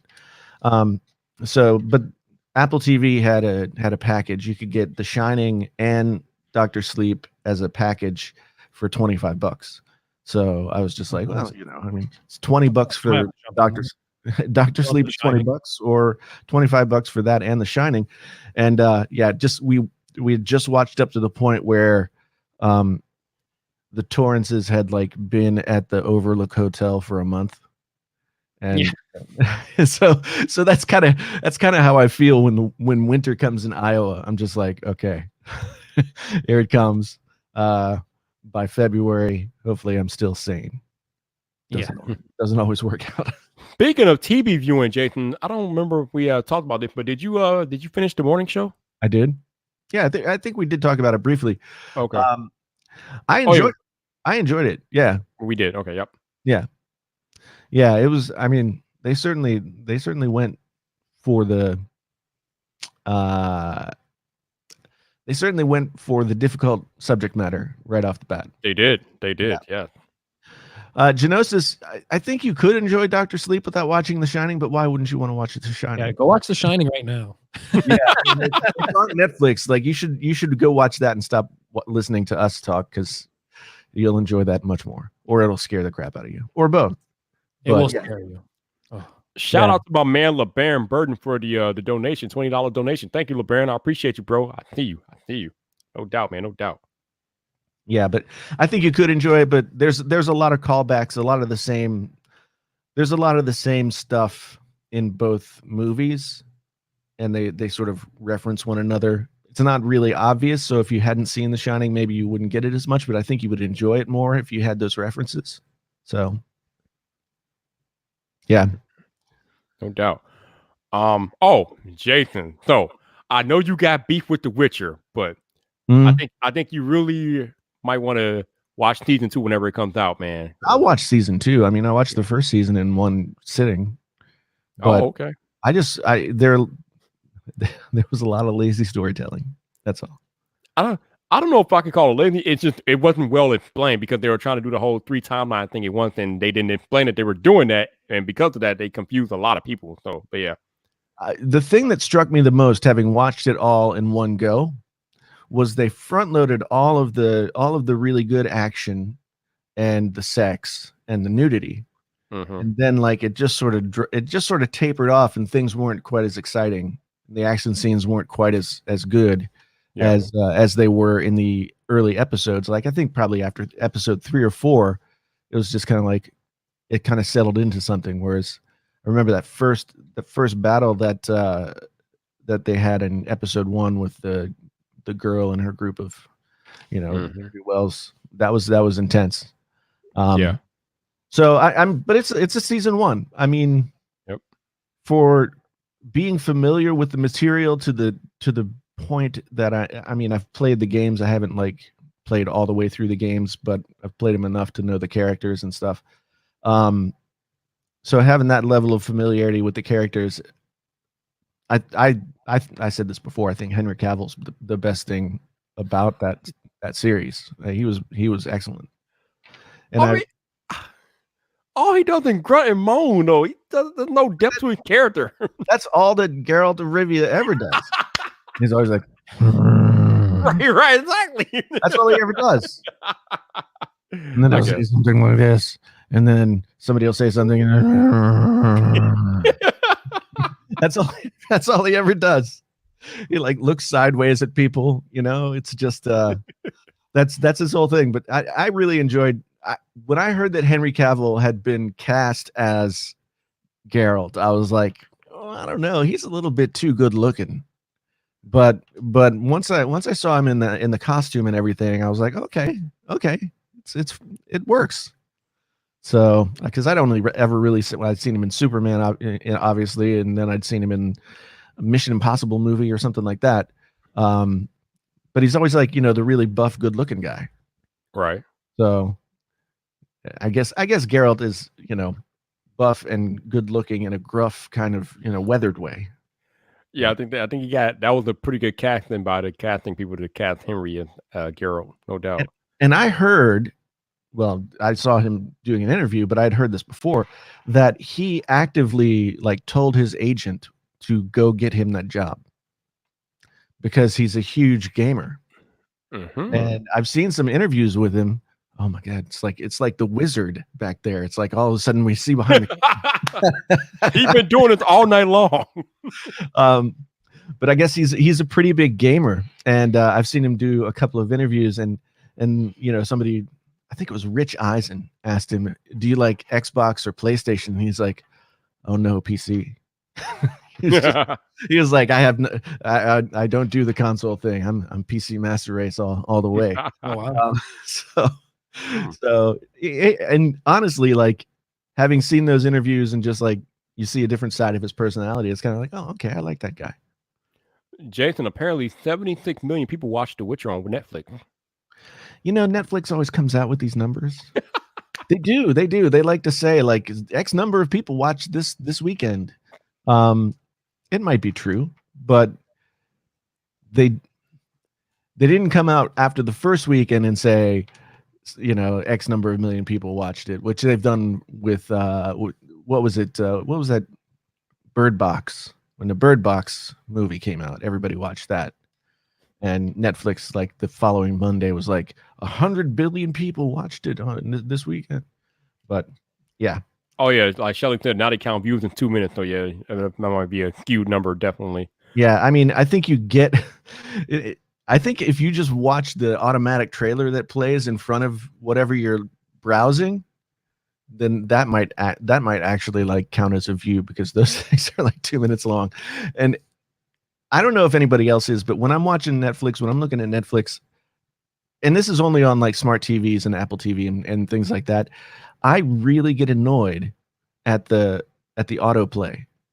You know, where it starts playing it in the background, or it plays the trailer in the background. It's like, I'm trying to read what this thing's about. Why stop talking at me? You know, it doesn't do it when you look it up on the computer though. So I guess that's, and I've tried to find something in the settings that'll turn it off, but I haven't had any success. I kind of like the autoplay because it shows like a trailer with a show. So I kind of like looking at the little trailer, but I can understand how that could be annoying. Yeah. See, a lot of times, like I'm a scroller. I like to just like go through each thing, and so if I stop for more than 3 seconds on something just to kind of like look at it, then all of a sudden the thing starts to play, and I'm like, and I move on to the next thing. It's really kind of it annoys me, but yeah, I wish there was a way that you could turn it off, but that's how they get you to start watching things. So I guess they're not going to do it. Yeah, I'm surprised they don't have anything in the settings to allow you to turn that off. Yeah, weird. Genosis is right. Autoplay on Plex is really cool. But I think also with Plex, it's like these are movies that I already have, that I already know, so it doesn't affect me in the same way. So I don't know. But yeah, Plex is definitely. I remember the first time I tried to put together a Kodi server. This was probably like 6 or 7 years ago. Mm-hmm. Man, it was supposed to do all these cool things, but I couldn't make it happen. I couldn't get it to do anything. I just spent several days being frustrated and then gave up. So holy Lord. El Jefe just posted a picture of all these headphones that he has. All these, actually, they're all earbuds. There's like, what, 50 earbuds he has on the table? Good Lord. That's crazy. That is crazy. But I can't even imagine how many earbuds him and GameKey have that they're sent by brands, and they have to do videos on all of them. That probably gets crazy. Whew. Oh, you don't have to do videos on all of them. That is true. That is true. But yeah, I basically I used to get a lot of headphones. Like, you know, before I started really covering the smartphones, headphones was what I mainly did. And so I started doing a thing where a lot of companies would send me their stuff, and a lot of it wasn't really worth reviewing. Because a lot of it was, you know, sort of like cheap Chinese knockoff second, you know, headphones. right.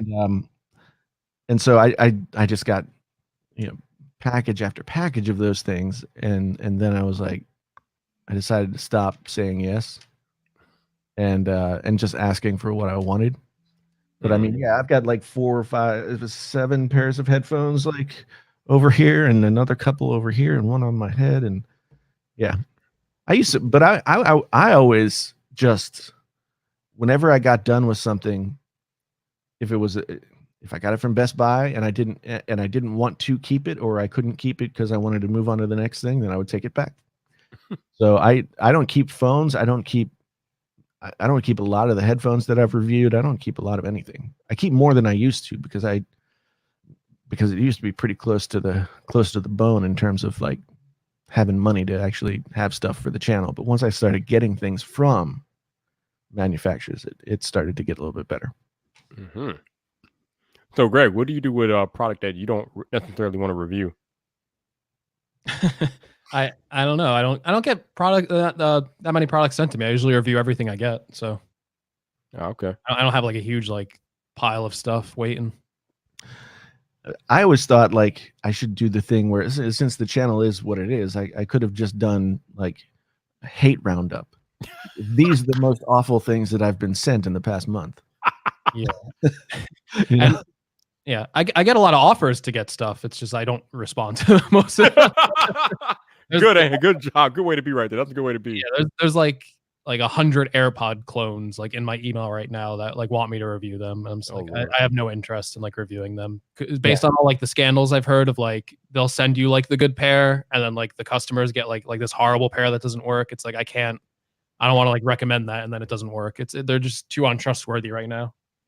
So Yeah, I've done a couple of different reviews of just one particular company that reached out to me like right when AirPod clones were like a new thing, and they were like, "Hey, we'll pay you $1,000 if you check out these headphones." And I was like, "I'm not going to review them, but I'll open them up and I'll listen to them and I'll tell people what I think, just initially."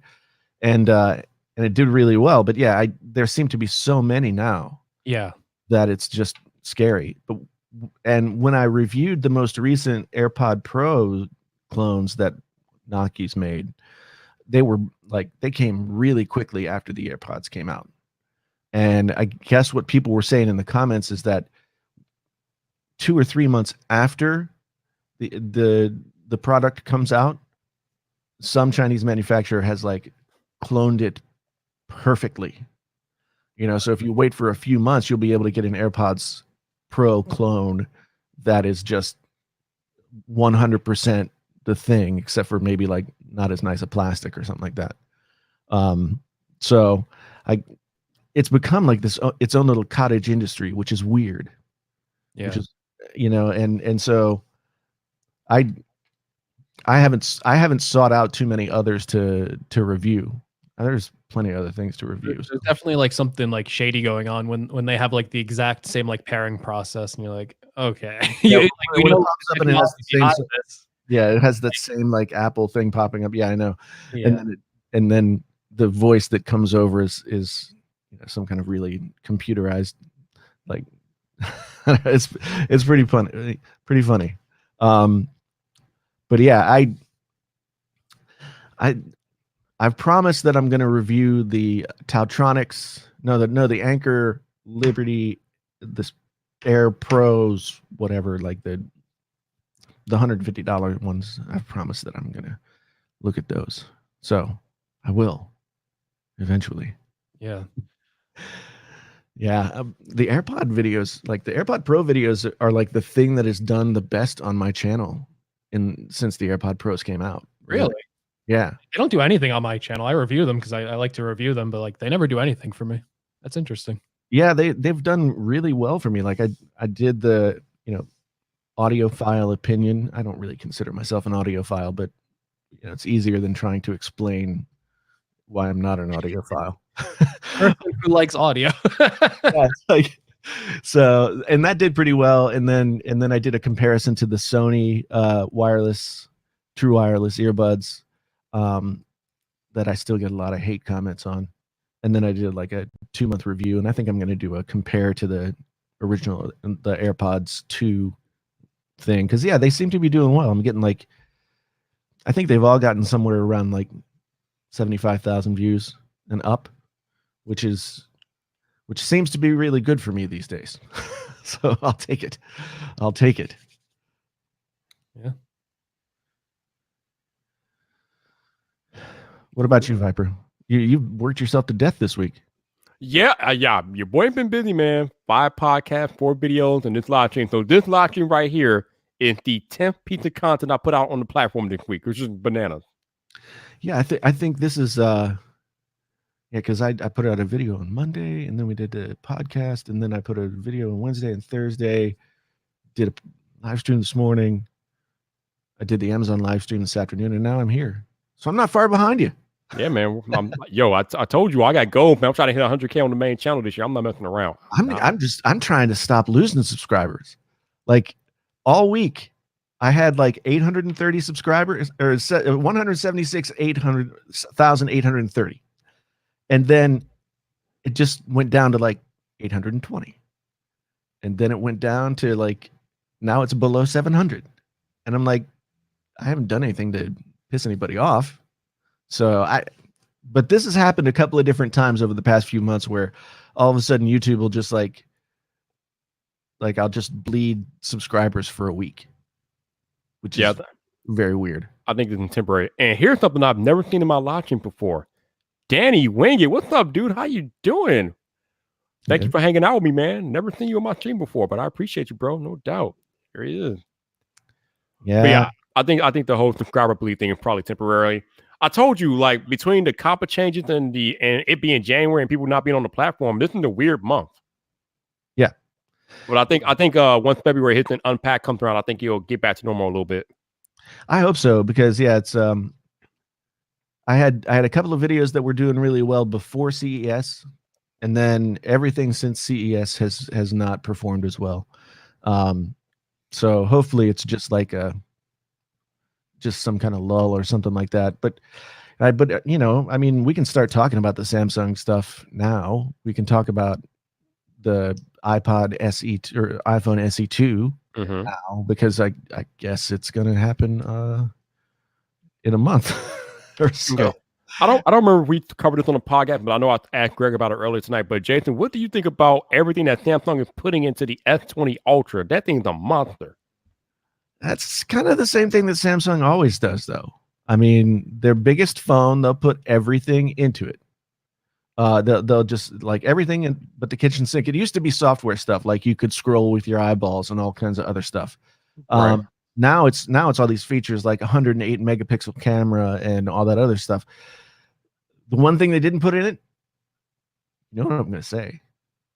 You know what I'm going to say. I already know. They did not put a headphone jack in. They did not. And that was what really got me about the Note. That's what really got me about the Note 10 was that they always pack that thing to the gills. They always pack that thing to the gills and give it everything, and then they just decided that the headphone jack wasn't something they were interested in anymore. So now I just sound like old man shaking fist at clouds, but I understand, I don't know. One thing I wanted to talk about in the video that I made about the S20 line that I didn't talk about because I didn't want it to be like a 20-minute long video was the rumored pricing of those phones. Ooh, yeah. The Ultra, I think if I remember correctly, it's going to be like 1,300 euros and 1,200 American dollars. Ooh, yeah. That's a lot of money. Yeah. That's a lot of money. It is. I mean, yeah, I don't know. It's crazy because seeing how well lower priced budget phones have been doing, I would have thought that like we would have gone over the hump and started to like level out here a little bit. But an S series phone that's $1,200 is crazy because the S series phones were like the more reasonably priced ones when you would think about Samsung phones compared to Notes. Like the Notes were the like, balls out, everything's in there and you can get whatever, you can get the whole deal, or you can like get the more reasonable reasonably priced S phones. But now like there's no difference. You can get a Note phone for $500 cheaper than you can get the S20 Ultra. It's crazy. So, yep. Yeah, Samsung is coming for the tax returns. I don't think they're coming for my tax return though, because I don't. This is my. It's not gonna be good. I just know it's not gonna be good. I have not been able to keep myself as prepared as I had hoped. So I'm just gonna hold my breath, dive in, and hope I come up before I suffocate.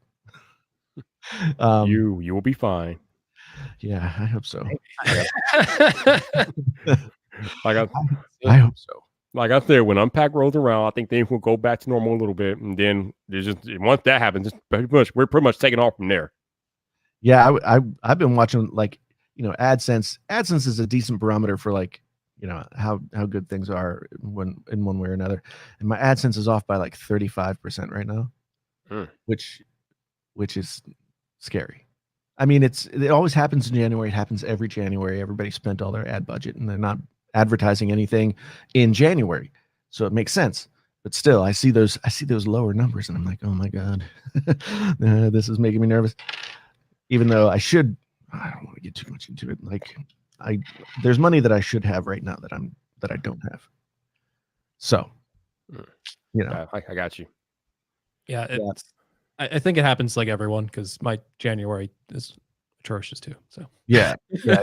Danny's right. I mean, every January and February, but the year is long enough, and the good times are good enough that when the bad time comes back around, you're like, oh my god, this is terrible. Forget about it. Yeah, and then when it hits you, you're like, oh no, it's over. I know. I literally had like a nervous breakdown earlier this week, just thinking like everything was over.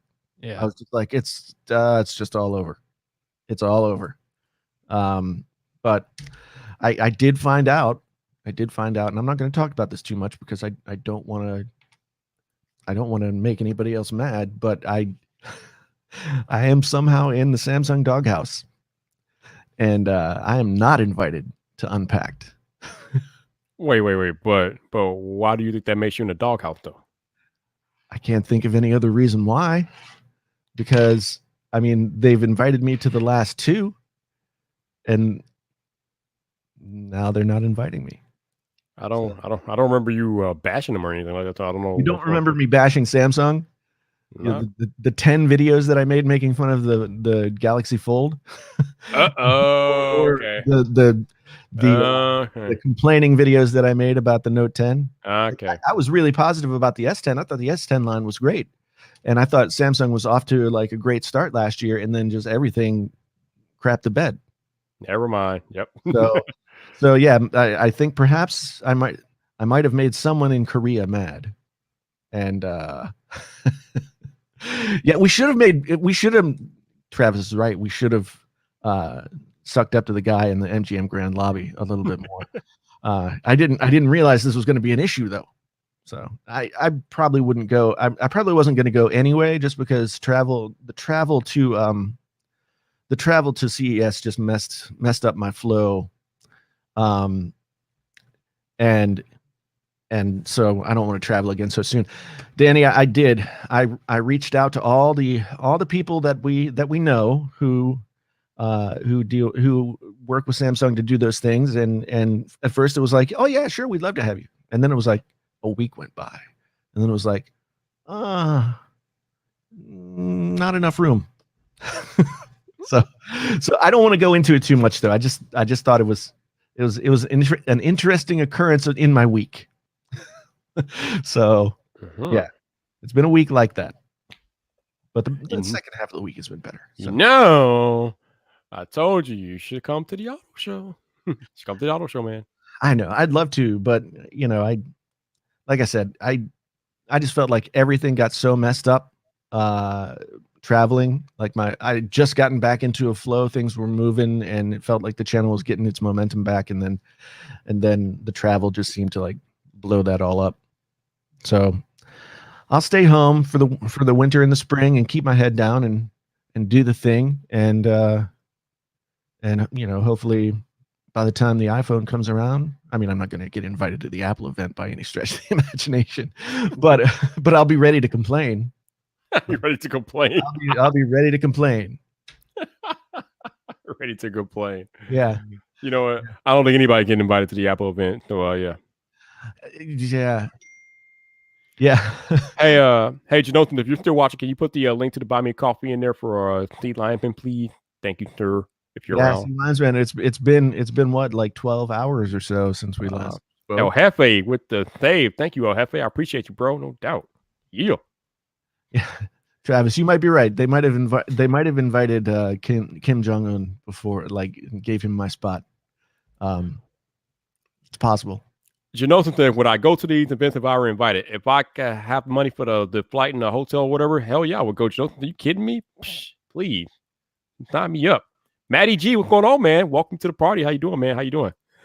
But yeah, I have yet to be invited to any tech event, so that has not happened yet. But when it does happen, hopefully I'll be ready. And yeah, man, that's what's up.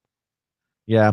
I'm glad that I went to the ones. I'm glad that I've gone to the ones that I've been invited to, and I've learned a lot and met a lot of really good people like Danny Wingett and other folks. Met a lot of really good people. Had a lot of fun. But for me, what I realize now is like, so you can get invited to the event, but not have like the PR preview invite. Mm-hmm. And if you have the PR preview invite, then you get hands-on time with the phone the day before the event, and you can get a video going. And that's why everybody's video drops like at noon when the event starts or whatever, because they had that time, they got their B-roll, they did their voiceover, et cetera, and then they have a video ready to drop immediately. But if you don't get that time, then you're behind the 8 ball. You know, you're in the same place as everybody else, but you're not at home like where you normally do your work. You're in some hotel room somewhere. So yeah, speaking of, I need to like get a mobile rig here for the auto show so I can do some running gun recording and things like that. I need to get that together. Ooh, yeah. I tell you what, when I went to CES, I just got like a Joby mini tripod thingy with a phone clamp on it. Yep. And that's all I used was that.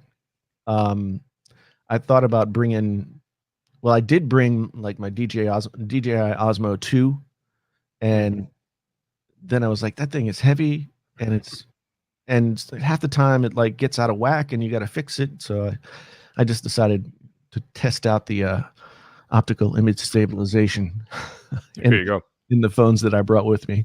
So hey, Steve Lionman, thank you for the coffee, sir. I just got the email notification, so I appreciate the support, man. Thank you. But yeah, I need to get some type of I don't know, maybe I need to go look at the DJ Mobile 3 or whatever or something. Or maybe we can get like the Mobile 3. I went to the Best Buy the day before I was leaving to go get the Mobile 3, and then I thought, you know, maybe I'll just go with this tripod route and not spend the money, because it was, you know, it's not a lot of money, but still, I already had one. Right. I'm trying to be good. I'm trying to be, you know, prudent with my spending. I just make myself laugh when I say that. The Osmo Pocket, though, is badass. I'm going to say that right now. The Osmo Pocket, if you can afford the $400 or find it on sale, that thing is amazing. I had a 128 gigabyte card in there, and then like I just shot the whole week that I was in New York for the Samsung Note 10 event. I just shot. You could like flipping it around to selfie mode was really easy. That thing is the real deal. I wish I would have kept it, but I didn't. The Best Buy. That's right. Mm-hmm. I like to put articles in front of things that don't get articles. Hey, yo, Hefe, could you like DM me that info on Twitter so I can have that? Appreciate you, sir. That looks interesting. Sure, MV88 plus a tripod. Yeah, that looks promising, no doubt. Yeah, those little Shure mics are very good. They are very good. Definitely. For sure. Yeah, I'm gonna be doing some recording on the auto show floor, and that probably gonna be loud and probably good to have a actual dedicated mic for that. Yeah. Yeah, the audio that I got from just being on the floor without a microphone at CES wasn't terrible. I didn't end up using any of it because I just did like a talking head thing with B-roll over top of it. But yeah, I think it's better to have something. So gotcha. Shelly has a video that you can watch. Oh, about the Shure mic. Shelly has a video for every damn thing. She is on it, man. Whew. I know. Always. That girl, killing it. Always. Yeah. So what's coming up in the life of Painfully Honest Tech for our channel go? Any big things happening? Any big brand deal, sponsorship, video? What's up? No. It's the slow time. I'm just gonna like, I've got a big list of videos that I want to make. I want to get back into doing more product related stuff. I want to do more audio stuff as a way to sort of so I have the videos the commentary videos I do on phones and other things related to phones are one thing, but it's sort of feast or famine. I get a video that pops off and gets a bunch of views, but then, those views die off because it's not timely anymore. I need to build up my catalog of search friendly stuff. So I'm going to spend some time doing that. I mean, Rode has sent me all of this gear, so I feel like I should do a little run through of all that. And so, yeah, that's what I'm going to concentrate on at least until the Samsung comes out. All right, so I know you were considering maybe doing some speaking stuff at Vid Summit. Did you fill out that paperwork and apply to do that yet, or are you going to? Okay, you're on mute. Yeah, sorry. Say that again. I know Zach had considered or nominated you to be to speak at Vid Summit, and I think there was some paperwork involved. Did you ever do that? I've got the application. Daryl Eve sent me the application, and so I started filling it out. I'm trying to think of exactly how I want to pitch it, but yeah, I'm going to do that. See what happens. That would be a lot of fun. So nice. That'll be pretty cool. Yeah, but I'll be right back. Okay. All right. Jason has to take a break. I feel like we've been ignoring you, Greg. What's going on, man? That's okay. I've just been enjoying the conversation. Actually, giving my voice a break because I'm parched. But I don't want to get up and get a drink. Come on, Greg. That's one of my first rules of live streaming. You gotta have a drink on deck when you go long. You gotta ran out. Yeah, it's been dry. It's probably why Jimmy got up. He's probably I need a drink. But I'm not smart. Oh yeah, for those of y'all that are interested, your boy back on Hawaiian Punch. So I got 4 jugs of Hawaiian Punch in the back there. So I'm ready to rock and roll. But I think I'm gonna need to refill here pretty soon because I'm running out. But Hawaiian Punch on deck tonight. Yeah. Back. My daughter can't find the TV remote. Oh, that's not good. I don't know. So I had to be well, it should be. Yeah, Tech Rant, man. I don't have any Rode product myself, but everybody thinks that the Rode product, the mic, the Rode Procaster, things like that, they're all legit. Yeah, I've really I noticed that Greg has got the Procaster there. He does. Yeah. And I've been liking this mic quite a bit. The Rodecaster Pro has grown on me considerably.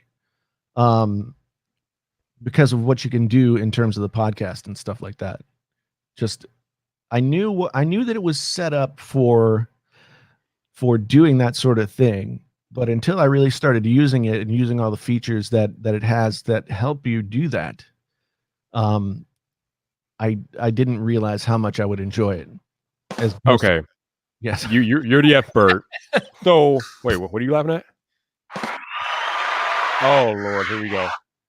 Yeah. All right, quit it. All right, so since you both have the damn thing, what is so special about what is it, the Rode? What is it, Procaster or podcast? Rodecaster Pro. All right, what is so special about this thing? What does it do exactly? It's awesome. It's so awesome. It's like a live studio with effects, and you have quick actions, independent microphones, 4 different XLR hookups for different microphones if you have that, if you have a group setting. And then you just have all these quick actions. You could do a quick mute. That's as I press the mute button. Yeah. All stuff. So much options. So many options. Yeah, and for me it's really been kind of cool. All of the onboard effects that they have for the mic inputs and stuff all sound pretty good and are really almost idiot proof in terms of getting them set. Yes. Some of them you just turn them on or turn them off. There's not really anything you can do there, but it's really set up for people who don't, if they don't know anything about recording audio, then they should be able to still use this and get good recordings. The thing that I like about it, having 10 years ago started a podcast, a multi-guest, multi-person podcast at my work. We had to get a mixing board, and we had to get an interface, and we had to get all of this other stuff and a headphone amp and all of this other stuff to do all the things that the Rodecaster Pro does. The Rodecaster Pro is your headphone amp. It is your recording platform. It is your interface. It gives you all of your little sound effects. And that's what impresses me the most about it. Plus it's got Bluetooth in it, or you can plug in your a 3.5 millimeter jack. One of the most important things that I don't think a lot of people really understand, because the most confusing thing about doing a podcast used to be setting up what's called a mix minus. So if you had a guest on your podcast, you would want to set up a mix where they could hear everything that was going on, but not like a double of themselves. So you want to set up what was called a mix minus. The Rodecaster Pro does it automatically because it brings back in the USB feed, just comes back into the board.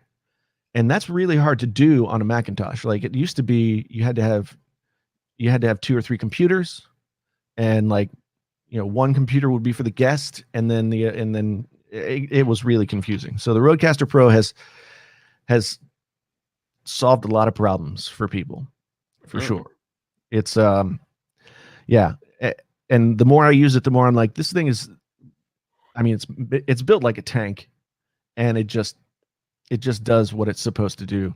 The only thing for me, since I do like music and stuff as well, the one thing that sort of it doesn't give you the opportunity, like you can't plug in a guitar, you can't use it for anything else but what it does, which is, I guess, an okay thing. But if you were a musician, but you also wanted to have a podcast and you wanted to have just one interface that would help you do all the stuff that you do, you wouldn't be able to just use the Procaster or Rodecaster, because it's set up just strictly for plugging in mics and having people talk into it and recording what that is. Yeah. So yeah. Just dead simple, ease of use. I noticed MKBHD actually brought one to CES to do his podcast, and all you need to do if you're on the go is just put a SD card in it and record. It's dead simple. Yeah, I have an SD card that lives in mine. Right. And sometimes I remember to press record.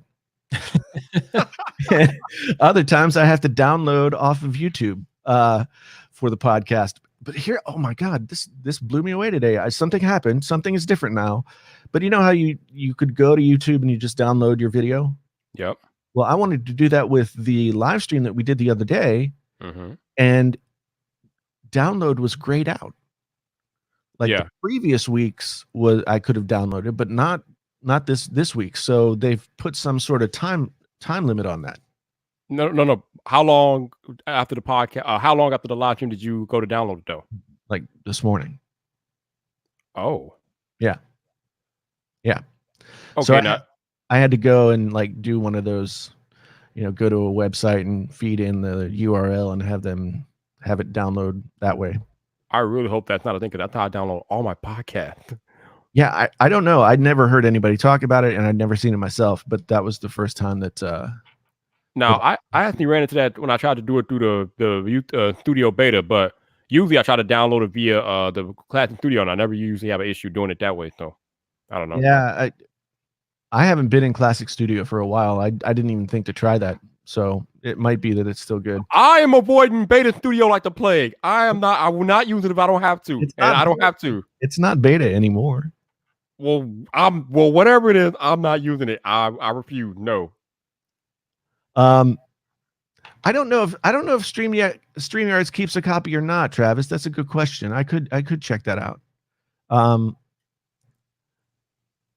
Genosis asked if the Rodecaster would get along with other audio interfaces. I think there are probably ways that you could daisy chain them together, but what I've done in the past is I have the Rodecaster Pro hooked up, and then I have another audio interface hooked up that I use for music, and so I just have both setups, and the Rodecaster is just strictly for live stream podcasts, that kind of thing. Now you got me all nervous because I got a bunch of podcasts I got to go download. I haven't downloaded any of the podcasts I already did yet. Damn it. Yeah, well, I'm trying to perform a public service here. Appreciate it. Shoot. But yeah, and then I didn't get a chance to edit it because it took a while to get it downloaded. So I'm Mm. gonna get it up though. I'm gonna get it up. It's gonna happen. It's supposed to happen yesterday. Yeah, I need to start editing and getting these podcasts on audio only because there's 6 of them that are in the backlog. Now I need to get them off of there and get them on the audio. Yeah. File. Yeah. Yeah, but that is the great thing about the Rodecaster is if you just take a little micro SD card, stick it in the back there, and the same 128 gig card that I had in the DJI Osmo Pocket is now in here, and 128 gigabytes will take a year, if not more, to fill that up with audio. Mm-hmm. So, at least at the quality level that you're recording stuff for podcasts. So, Okay. yeah, it's the real deal. I mean, I would say $600 though. $600 is a lot of money. However, this is about as close as you're going to get to a straight up professional level broadcast mixing desk with all of the things that brings to the table. This is as close as you're going to get for anywhere near that kind of money. Because that stuff is expensive. It's worth it if you need it. Because I agree with Jason. I used to do a podcast a long time ago, and this kind of tool did not exist. And setting that all up was just such a pain, and so many different things could go wrong. And it's like you just plug this in, put an SD card in. It's like it's so dead simple to use. Like it's worth the $600 to me. Yeah. If you do this stuff on a regular basis, I think it's the difference between like if you do one podcast and you have to put in all the effort that it used to take to get everything ready, it gives you time to do like 2 more podcasts. When the time that you would use just setting this thing up, you could have 3 podcasts and they'd all be just right here, golden. So yeah, and I kind of have it set up more for podcasting too. I kind of have it set up for other audio microphones that I use for my video as well. So that's been really helpful as well. Just having one interface to put that all into. Yeah, no, that is good. And if I was only worried about like video audio, it would be the perfect setup because you got those 3 extra channels that you can use. I can't use it for music stuff. I mean, you could as long as you don't want to have any like line inputs. That's the one downside. The only other thing that's anything like the Rodecaster Pro is the TC Helicon Go XLR, and that's more built for gamers. It has like voice modulation and all this other stuff. It has a lot of the similar stuff that the Rodecaster has, but it also does like more gamery things and it has automated faders for no reason. Like you don't need automatic faders for this thing. But it's about $500, I think. But it's not as full featured for the podcast / straight up just live stream kind of thing that we do as the Rodecaster is. I mean, I just think I told Zach the other day, and if you do this stuff at all seriously, bite the bullet and buy the Rodecaster, because you'll never outgrow it, and it'll always do what it needs to do. That's the way I feel. $600 in the world of audio is not terrible. Think you got a $400 microphone in front of you. I'm about to say, listen, man, I got a $400 mic, Jason. I mean, I got a threshold here, man. Yeah, the microphone for me was only $200. So there you go. See, that's the thing though. Once you get up into the like higher hundreds of dollars range, then you have to count things as expensive in the thousands of dollars. Right? Like I've got plenty of like couple $100 microphones. The microphone I really want is the Neumann U87i, and that costs over $3,000. You are out of your mind, but I like it. I'm down for it. Well, see, the thing about the U87 is it's like a magical good button. It's just like you plug that thing in, and all of a sudden everything is awesome. I mean, doesn't it make you sound like Barry White though? Is it that good? Yes. Okay. Yes. It makes you sound good. All the German electronics in there just makes you sound good. When I was watching your podcast with Michael Fisher, and he mentioned his microphone, I looked that up. That was like $1,000 microphone. And I'm like, I gotta get that one because his voice sounds so smooth. Yeah, he uses the 414. I forget which model of the 414, but Yeah, that thing does sound good, and it works really well for his voice. AKG actually makes like a 214. That's only like $200 or $300. And it does it. I mean, it still sounds good, and you could compare it to the 414. It's just a little bit cheaper. It's not quite as nice. Yeah. My ultimate recording setup, if budget wasn't an issue, oh my god. I think about it this way.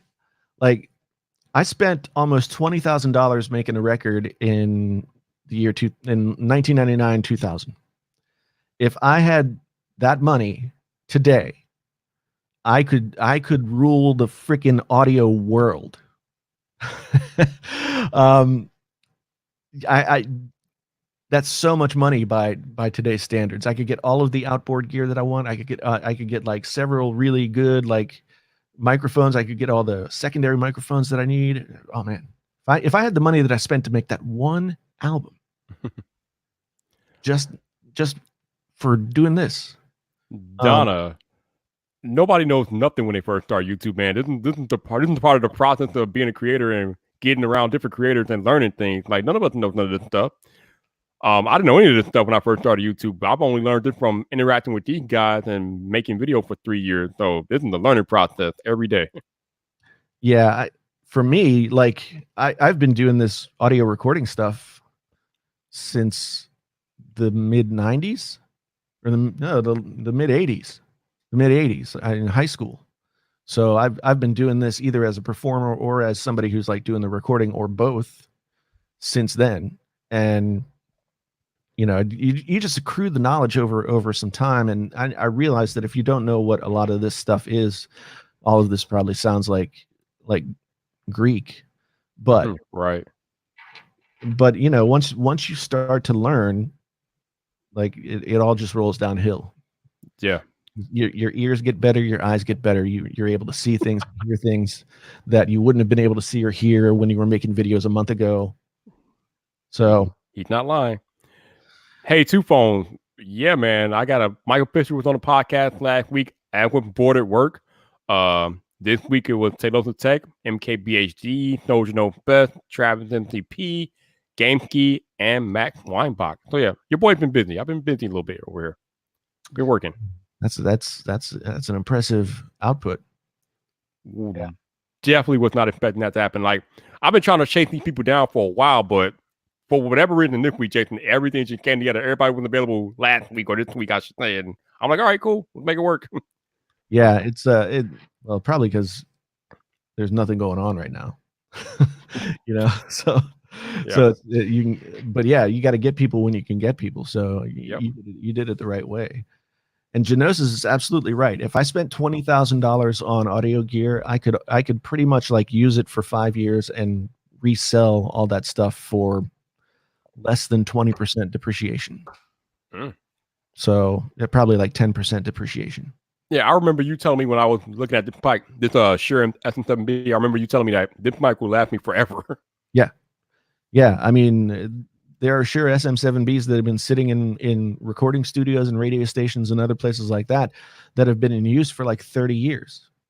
And they still sound as good as they did the day that they got put in place. I mean, Michael Jackson did all of the vocals for Thriller on the SM7B. Yeah.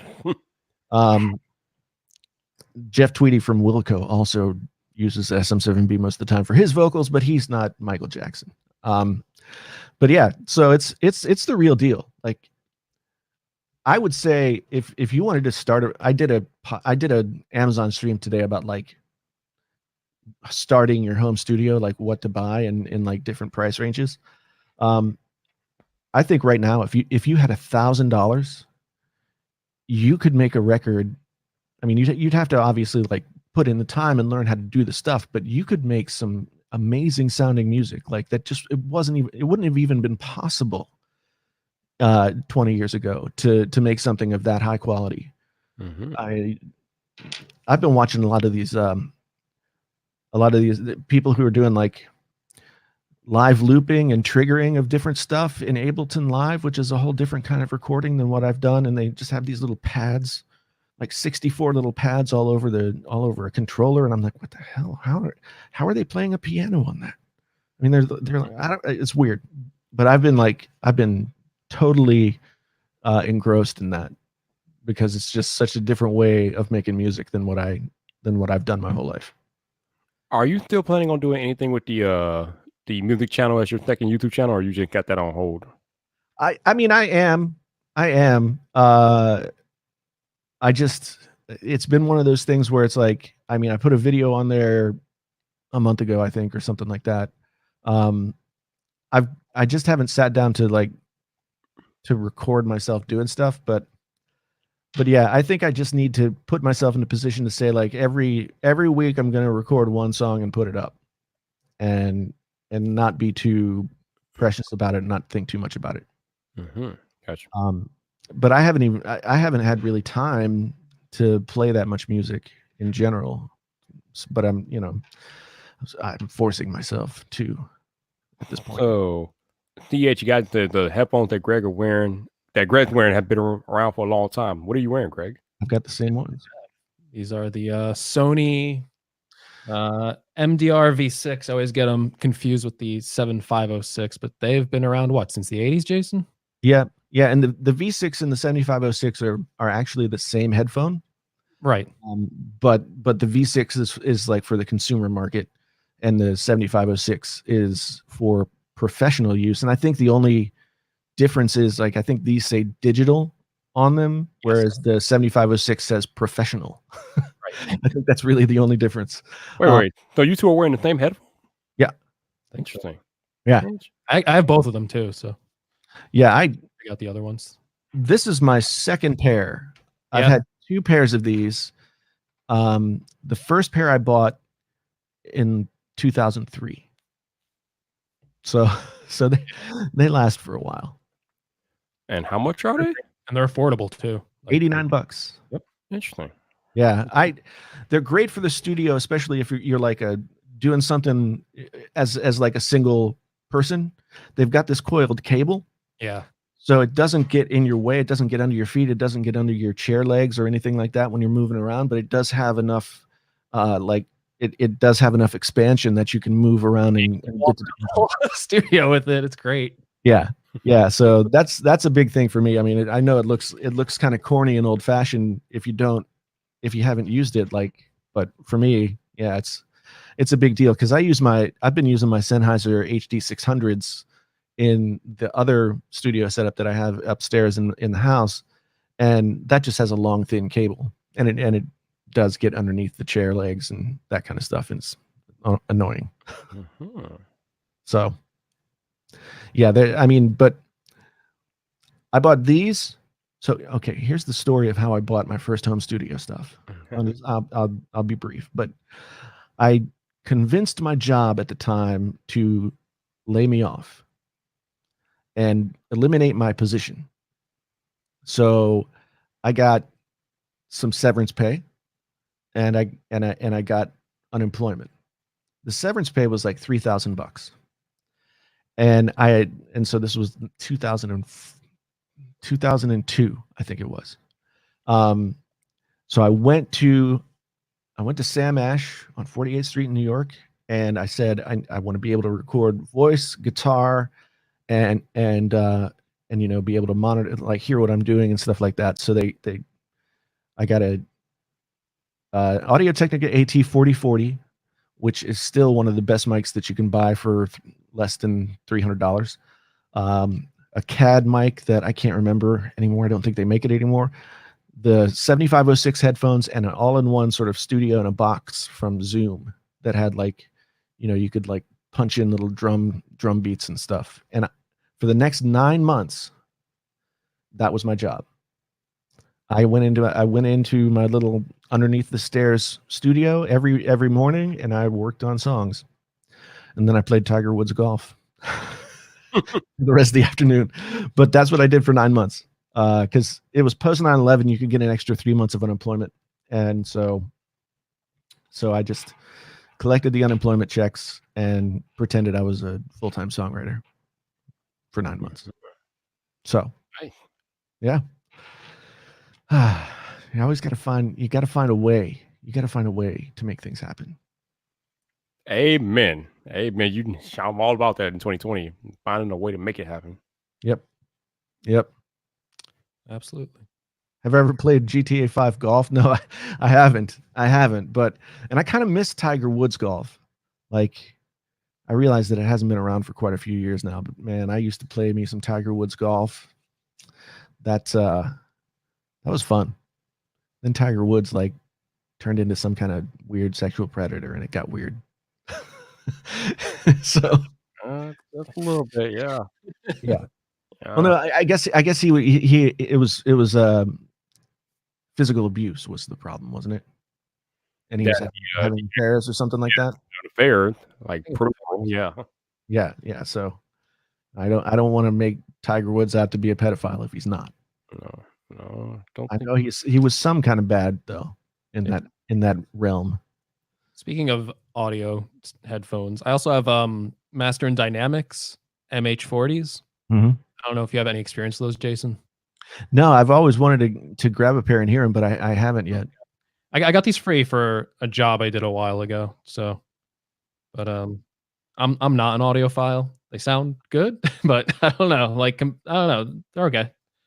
But, yeah, I've heard that they're really pretty good. Really good. Like the reviews for them are always like glowing. Like any review I look up for them, they look really cool. But I still don't use them for like when I go on like live streams or any recording and stuff like that. For music listening, I do, but other than that, yeah, that's like, you know, put them on a stand by the easy chair, plug it into your. That's what I do. I'm on a stand, like they look nice.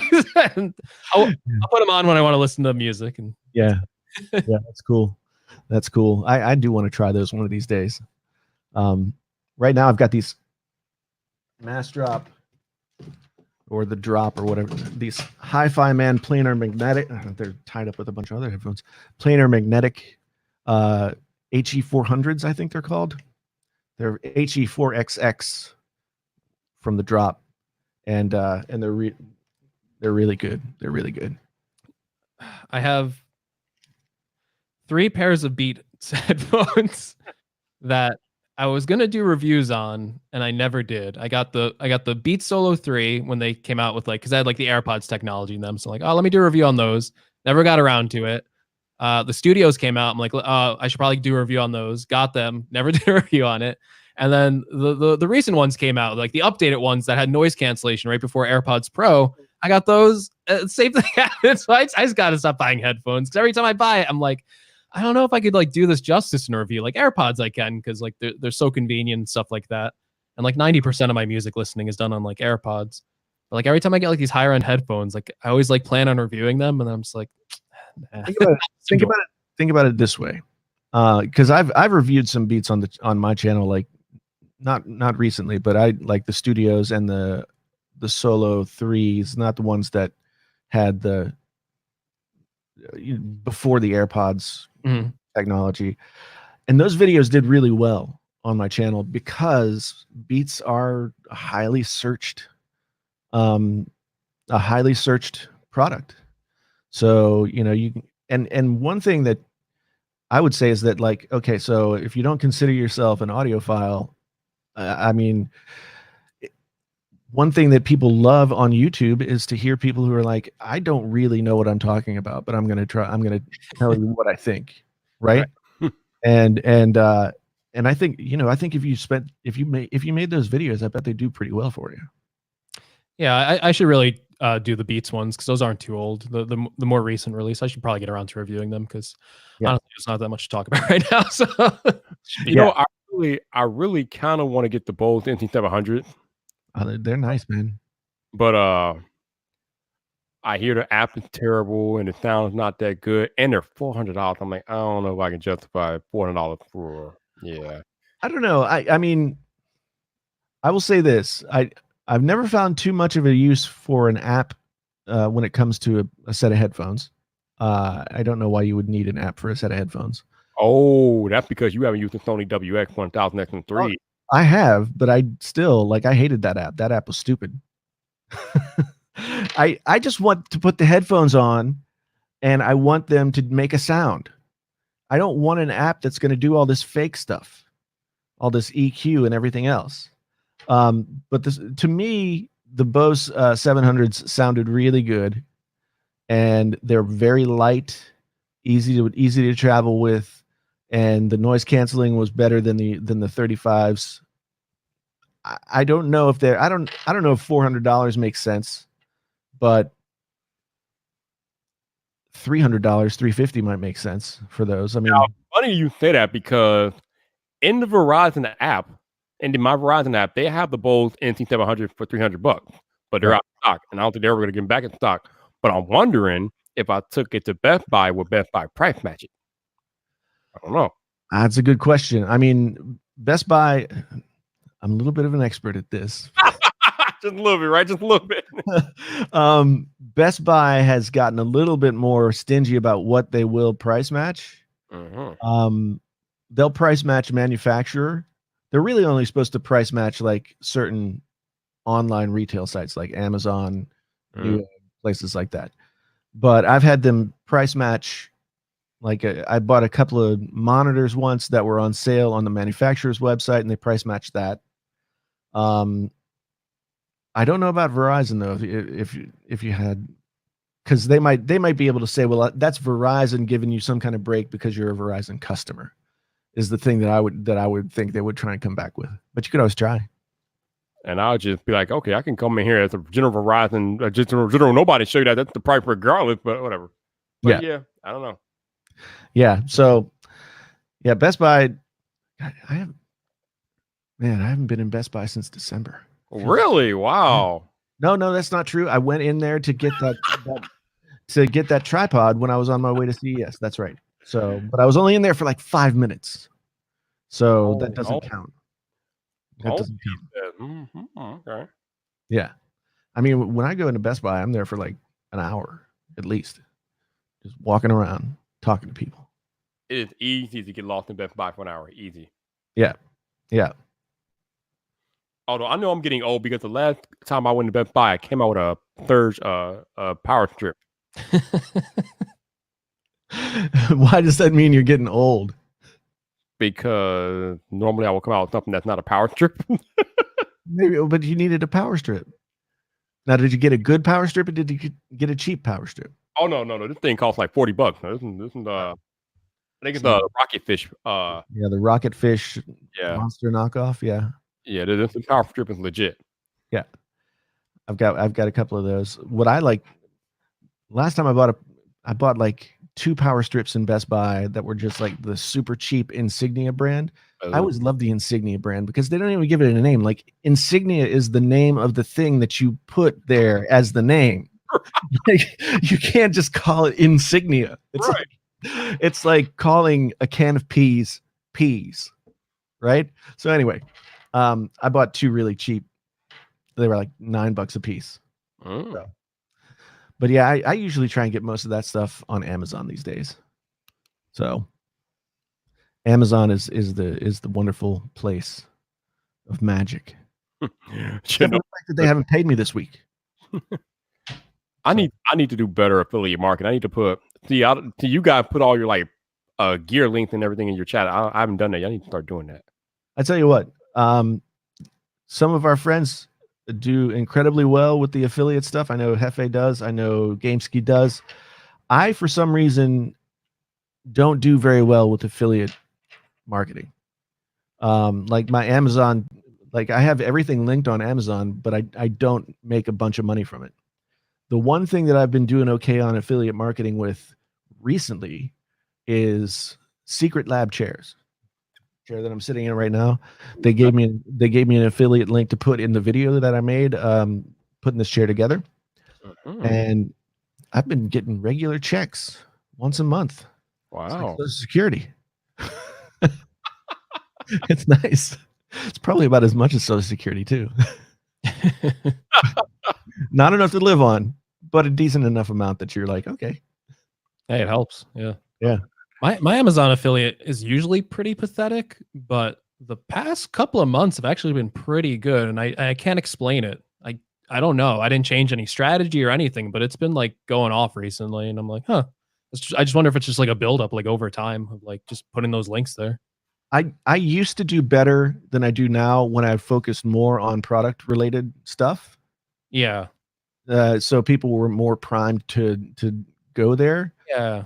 And so I'm hoping that doing the Amazon stuff that I'm doing now will sort of turn itself into doing better in affiliate overall. But I think that, I remember talking to Roberto about this. If you want to do well on affiliate stuff on Amazon, probably twice a month, you need to do like a top 5, AirPods accessories or whatever video. Like, I don't know if you guys watch Random Frank P, but he always does, I think once or twice a month, he'll do a top whatever under $50. Jonathan Morrison used to do it all the time too. And that's how you get people trained to like follow your affiliate links. Well, one of the reasons, I guess, actually, the why it did kick up for me is I bought like a refurbished iPhone XR on Amazon. I'm like, oh, I should document this because like, what's like the process of like buying like a refurbished phone from Amazon? Obviously, everyone knows like Apple refurbished is like excellent. It's like almost like getting like a new product. So I was like, but what's like the Amazon like thing? And I did that video and I noticed like a lot of people are buying like refurbished iPhone XRs from that video because like it was a perfectly fine like product, worked fine, battery was fresh in it, and it was like $100 to $200 off like the asking price. And it didn't do that well at the time. Like it didn't do that well in like affiliate at the time. But now like I looked up like a refurbished iPhone XR on Amazon after the 11 came out, and it's around like $400. So yeah, like a really good value. So I think a lot of people are going for that. Yeah, I did a similar thing where I did a video about, I think it was right about when the Note 10 came out or after the Note 10 came out, and just sort of compared prices of like last year's Samsung phones to this year's Samsung phones. And I looked in my Amazon stuff and like 3 or 4 people bought Note 9s, and that like kicked up the affiliate money by a few $100. but like usually it's half of what that was. So yeah, but I think if you want to do well with affiliate stuff, it has to like be part of a plan and not just like on the side I'll just put these links. And so I'm trying to get more into Yep, making it part of the plan. Yeah, because I need that money. The affiliate like percentage share on like Amazon though, it is so low. Like if I look at like how much money traffic I brought to Amazon, oh yeah, I know, it's like $100,000 worth of like revenue, and like when you look at the payout, you're like, wait, that's it? Like after it's what, like 2 or 3 cents on the dollar or something like that. And I actually looked up like the breakdown of like different products on there. If you're like a beauty influencer, if you're doing like makeup, it's 10% share, which is really high for Amazon affiliates. I was like, oh, it starts to make sense now. Like, why are there all these like makeup influencers? Like, oh, yeah. Well, that stuff is like gold anyway. I mean, there's so many reasons why. I mean, beauty stuff would be amazing, is amazing because people will buy anything if they think it'll help them look better or feel better about themselves or whatever. I need to get into the makeup game. I mean, I need to take some more selfies of myself in beauty mode, and then say these products made me look like this. Actually, I have one of those selfies in beauty mode, and it made me look like a doll. Like a fat faced like Cabbage Patch doll. It's really frightening. Oh wow. Yeah, it's very frightening. What is going on? Oh my Lord, what is happening here? Yeah, I think Secret Lab. I know a lot of, if you have affiliate links through a company, you'll usually get something better than what Amazon offers, like 15% or 10% or 20% or whatever. And I think I can't remember what my percentage is with the Secret Lab chairs, but like, I've been signed up to have Audible, quote unquote, sponsor the podcast, and that's a really good deal because you get a straight commission for everybody who shows up and puts their information in, whether or not they stay and become a customer. And I think it's like $15 a person. So haven't been doing it for long enough to really know how well it's doing, but but that's a good deal. I mean, I know people like Roberto and Nick Nimmin and those guys who have affiliate deals with TubeBuddy and those places. Like the affiliates on those are some serious money. Serious money to do like TubeBuddy affiliates, like $50 a lead. And sometimes more depending on like how well you do. So yeah, there are ways to make money through affiliate stuff. Amazon is kind of like the AdSense of affiliate money, really. You know, it's like but there are other places to do better. I just haven't focused on it. And the thing is, like, I know that I have to now. So I've got to I see the writing on the wall, or I see the digits in the checkbook, or however you want to say it. And I'm like, okay, time to find those revenue streams that everybody keeps talking about. So, but I try and play it like a game. You know, can I make this happen? You know, and how do I do it? It's a good way to look at it. It's all about planning and execution, definitely. Yep. Yeah, the business side of all this is the worst part. Yeah. It's the hardest part. Yeah.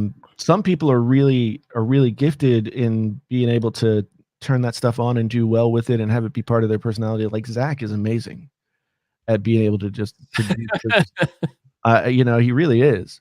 But you know, for me, like I'm still kind of like a social anxiety, like introverted person. So when I'm face to face with people, like that's why a big reason why I drank was it was easier to get 3 beers in my belly and then go talk to people than it was to just talk to people.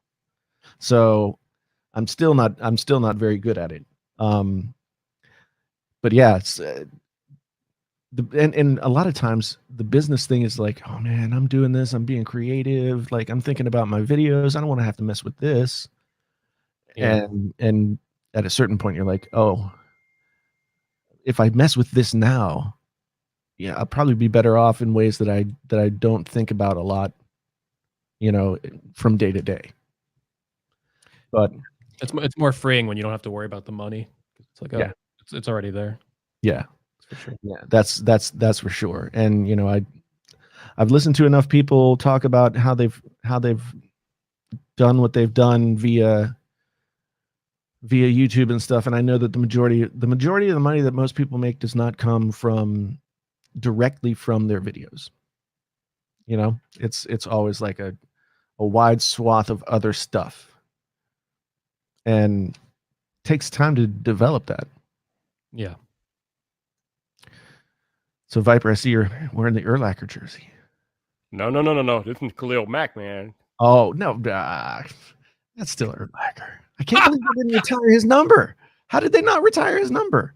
I think they did retire his number, or they're going to. They haven't yet. But didn't he wear 52? No, he wore 54. 54. Okay. 54. The Bears have one of my West Virginia Mountaineers on there, Nick Kwiatkowski. Ah, that's right. Yes. He's a fire plug of a linebacker, man. Yeah, he's pretty good, man. Knock the snot out of you.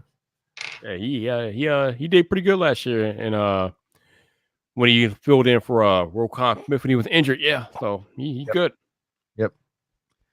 Now, Yep. Jason, you don't really do you watch sports much? Oh, I do. You do? Do you watch the NFL or just college? I watch pretty much. I don't. I'll put it this way: I don't watch hockey, soccer, or hockey or soccer. Okay. Well, you know, I don't really watch the NBA either. I haven't watched it since pretty much Kobe retired. So yeah, I'm with you there. Yeah, I mean, I know that the NBA game is like a lot of fun, but I follow college basketball a lot more. So having grown up in Morgantown, where West Virginia University is, like I grew up going to those football games and those basketball games, and it being a big part of, like, you know, just being from that place. So I watch every West Virginia basketball game unless I absolutely can't. I watch every football game unless, you know, it's just not on the air somewhere, and then I'll listen to it on the radio. So now, who's your favorite NFL team? Steelers. Okay. I grew up an hour away from Pittsburgh. Okay, good. As long as you don't say Packers, you're safe. No. I mean, the Packers are okay, but No, they're not. no, Steelers have always been my team. Because I grew up in the Steel Curtain era. Terry Bradshaw and the Mean Joe Green and the Franco Harris. Right. So I was watching the Steelers win Super Bowls when I was like 5 years old, and I was like, Lynn Swann, right? Lynn Swann, yeah. So many great players. Rocky Blyer, so many great players on those Steelers. Mike Webster, who played for the Steelers in the 80s and was the first person to be officially diagnosed with CTE. Yeah. He was I'm pretty sure he committed suicide, and they thought that it was a thing, but they'd never had a brain to actually study. So he donated his brain to the study of the brain disease. So he was the first person to be officially diagnosed with CTE. And yeah. Speaking of which, I just watched that Aaron Hernandez documentary. Oh, you watched it? Right? Oh, I did. Man, it's disturbing. All right, what are you doing back there, Greg? I got a leak. Got a leak from my green screen. Oh no. Oh Lord. It's growing. It looks like it's gonna eat you. Got a leaked Samsung promo. Oh. Interesting. From what's his face? Mac? No, Evleaks on Twitter. Oh, okay. Pre-order now, get Galaxy Buds free, S20 Plus, S20 Ultra. Cool. That sounds about right for Samsung. Galaxy Buds Plus. So that's like their AirPods Pro competitor. Wait, what? Galaxy what you say? Galaxy Buds Plus. Plus. Yeah, they have a plus at the end of them. Really? Well, that's new. That's definitely new. I haven't heard of it. I've heard about this. What is this? Yeah, that is something that I haven't heard reported. And get Galaxy Buds Plus. There's a plus at the end of them for free. Interesting. I wonder if they're going to add noise cancellation. Yeah, I would imagine that they'd have to do something. Because the Galaxy Buds are pretty decent, like 1-for-1 AirPods type of thing. I don't like them personally, but I know people do. But if they have a plus model, maybe now I'm upset that, because when I went to the S10 event last year, the little swag bag had the Galaxy Buds in it. So maybe it would be the Galaxy Buds Plus. I am tweeting my top 2 leakers here to find out what the hell is going on with the Galaxy Buds Plus, and we shall see if they answer me or not. So you're tweeting Max Weinbach and who else? What's up? What'd you say, Greg? How long have AirPods been out for? Like since the iPhone 7, right? Yeah. 2017, like December of 2017, I think. It's just like I'm fine with like competition, but like sometimes it's just so shameless. It's like these have been out forever. Apple does a pro version, and then it's like, oh, we have one too. It's like you know how this works. We talked about this on the Patriotic Tech. We talked about this on the Patriotic Tech podcast. When Apple does something, the rest of the industry follows suit. You know how this works. When Apple takes away the headphone jack, everybody else does. When Apple replaces the headphone jack with $150 headphones that you feel like you have to buy because you don't have a headphone jack, then everybody else does.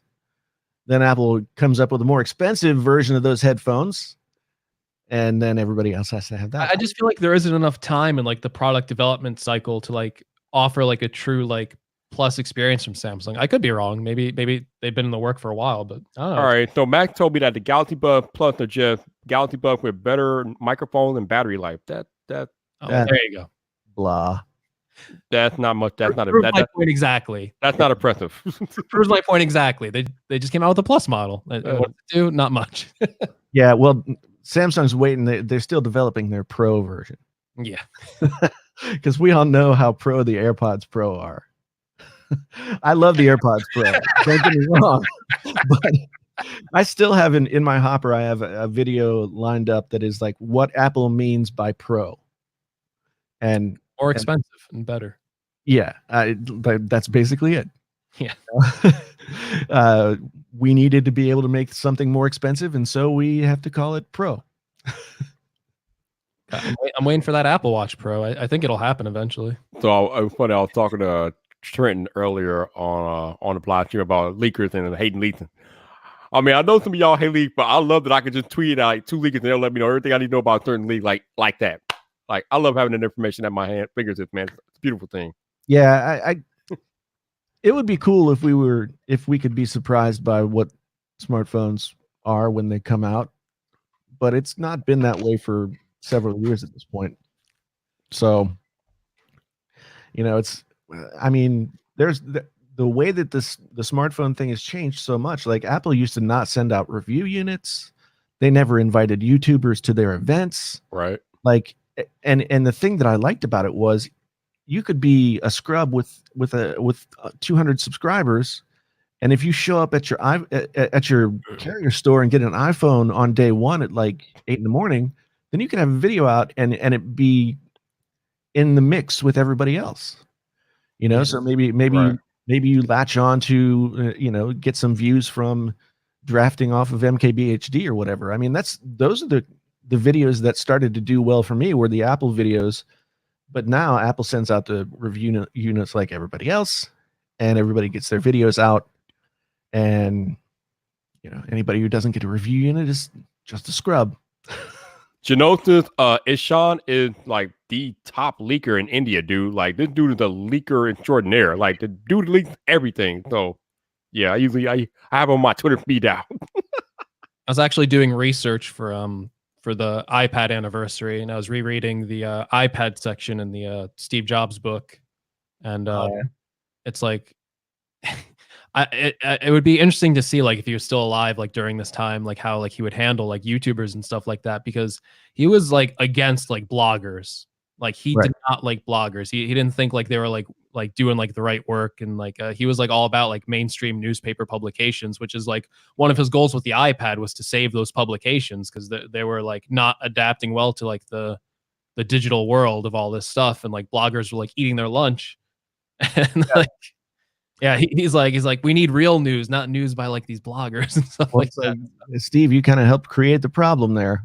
Oh yeah, it was very interesting. Like yeah, that is interesting. I never thought about it on that level, but I mean, so he died almost 10 years ago now, and it's interesting to think like how much sort of the influencer marketplace in terms of how much influencers on social media help move product. And I kind of think if Steve Jobs were to see like, well, this guy's got 20 million eyeballs looking at him every time he puts out a video, and he wants to, and we get our product on there, then that's better than the circulation of any magazine that you could possibly be on. Yeah. Oh yeah. And the great thing about Jobs is like when you read about him, like a lot of people have like this opinion of Jobs, like he knew how to do like everything right, but this is a guy that changed his mind like all the time. Like when the iPhone came out, he did not want an app store on it. He fought like not to have one, and everyone else in the company is like, no, what are you doing? This is like a huge opportunity to get apps on there. He's like, no, it's going to ruin the platform. We're going to get viruses and all this stuff. And it's like, and now you look at like the App Store and like the business and how much money Apple makes off it, and like how much of a hit it is. It's like, yeah. And I remember like when the App Store first came out, when the iPhones were brand new, man, people were so excited about apps because you could, that whole there's an app for that campaign that they had. I mean, Apple had to make more money on apps than they did on phones for the first few years that the iPhone was out, because people were just going and getting those apps, and it also drove the technology. Yeah, it made somebody figured out how to make your phone into a ruler. Think about all the services that just like wouldn't exist without like an app store, like Uber. I mean, even like YouTube, a big growth part of YouTube was like the advent of like mobile, and they had like this mobile app, and you could just watch everything. Well, YouTube did have like a special place anyway. They had their own app when it actually, so yeah. Speaking of YouTube and mobile, I discovered something very troubling earlier this week about YouTube and its mobile app for Android and iOS. So you guys know that when you fill out your about page on YouTube, there is a certain section there in there that allows you to put an email address in there, right? Right. Well, I found out earlier this week that when you are viewing an about page on an iPhone or an Android device, that email address does not appear. It seems to only appear when you're on a laptop or a desktop, which is weird to me. I think Interesting. you have to like click into it and then Going to my about page. it's like hidden on purpose though, so you don't get like spam there. Yeah, But- you're right. It's not there, but I can only think that it's because of something like what Greg said. You know, maybe it's easier to scrape for email addresses through Yeah. something, and so they just don't put it in there. But yeah, it's not there. But that it kind of bothered me because I kind of wonder if I missed any like brand opportunities I don't because think so.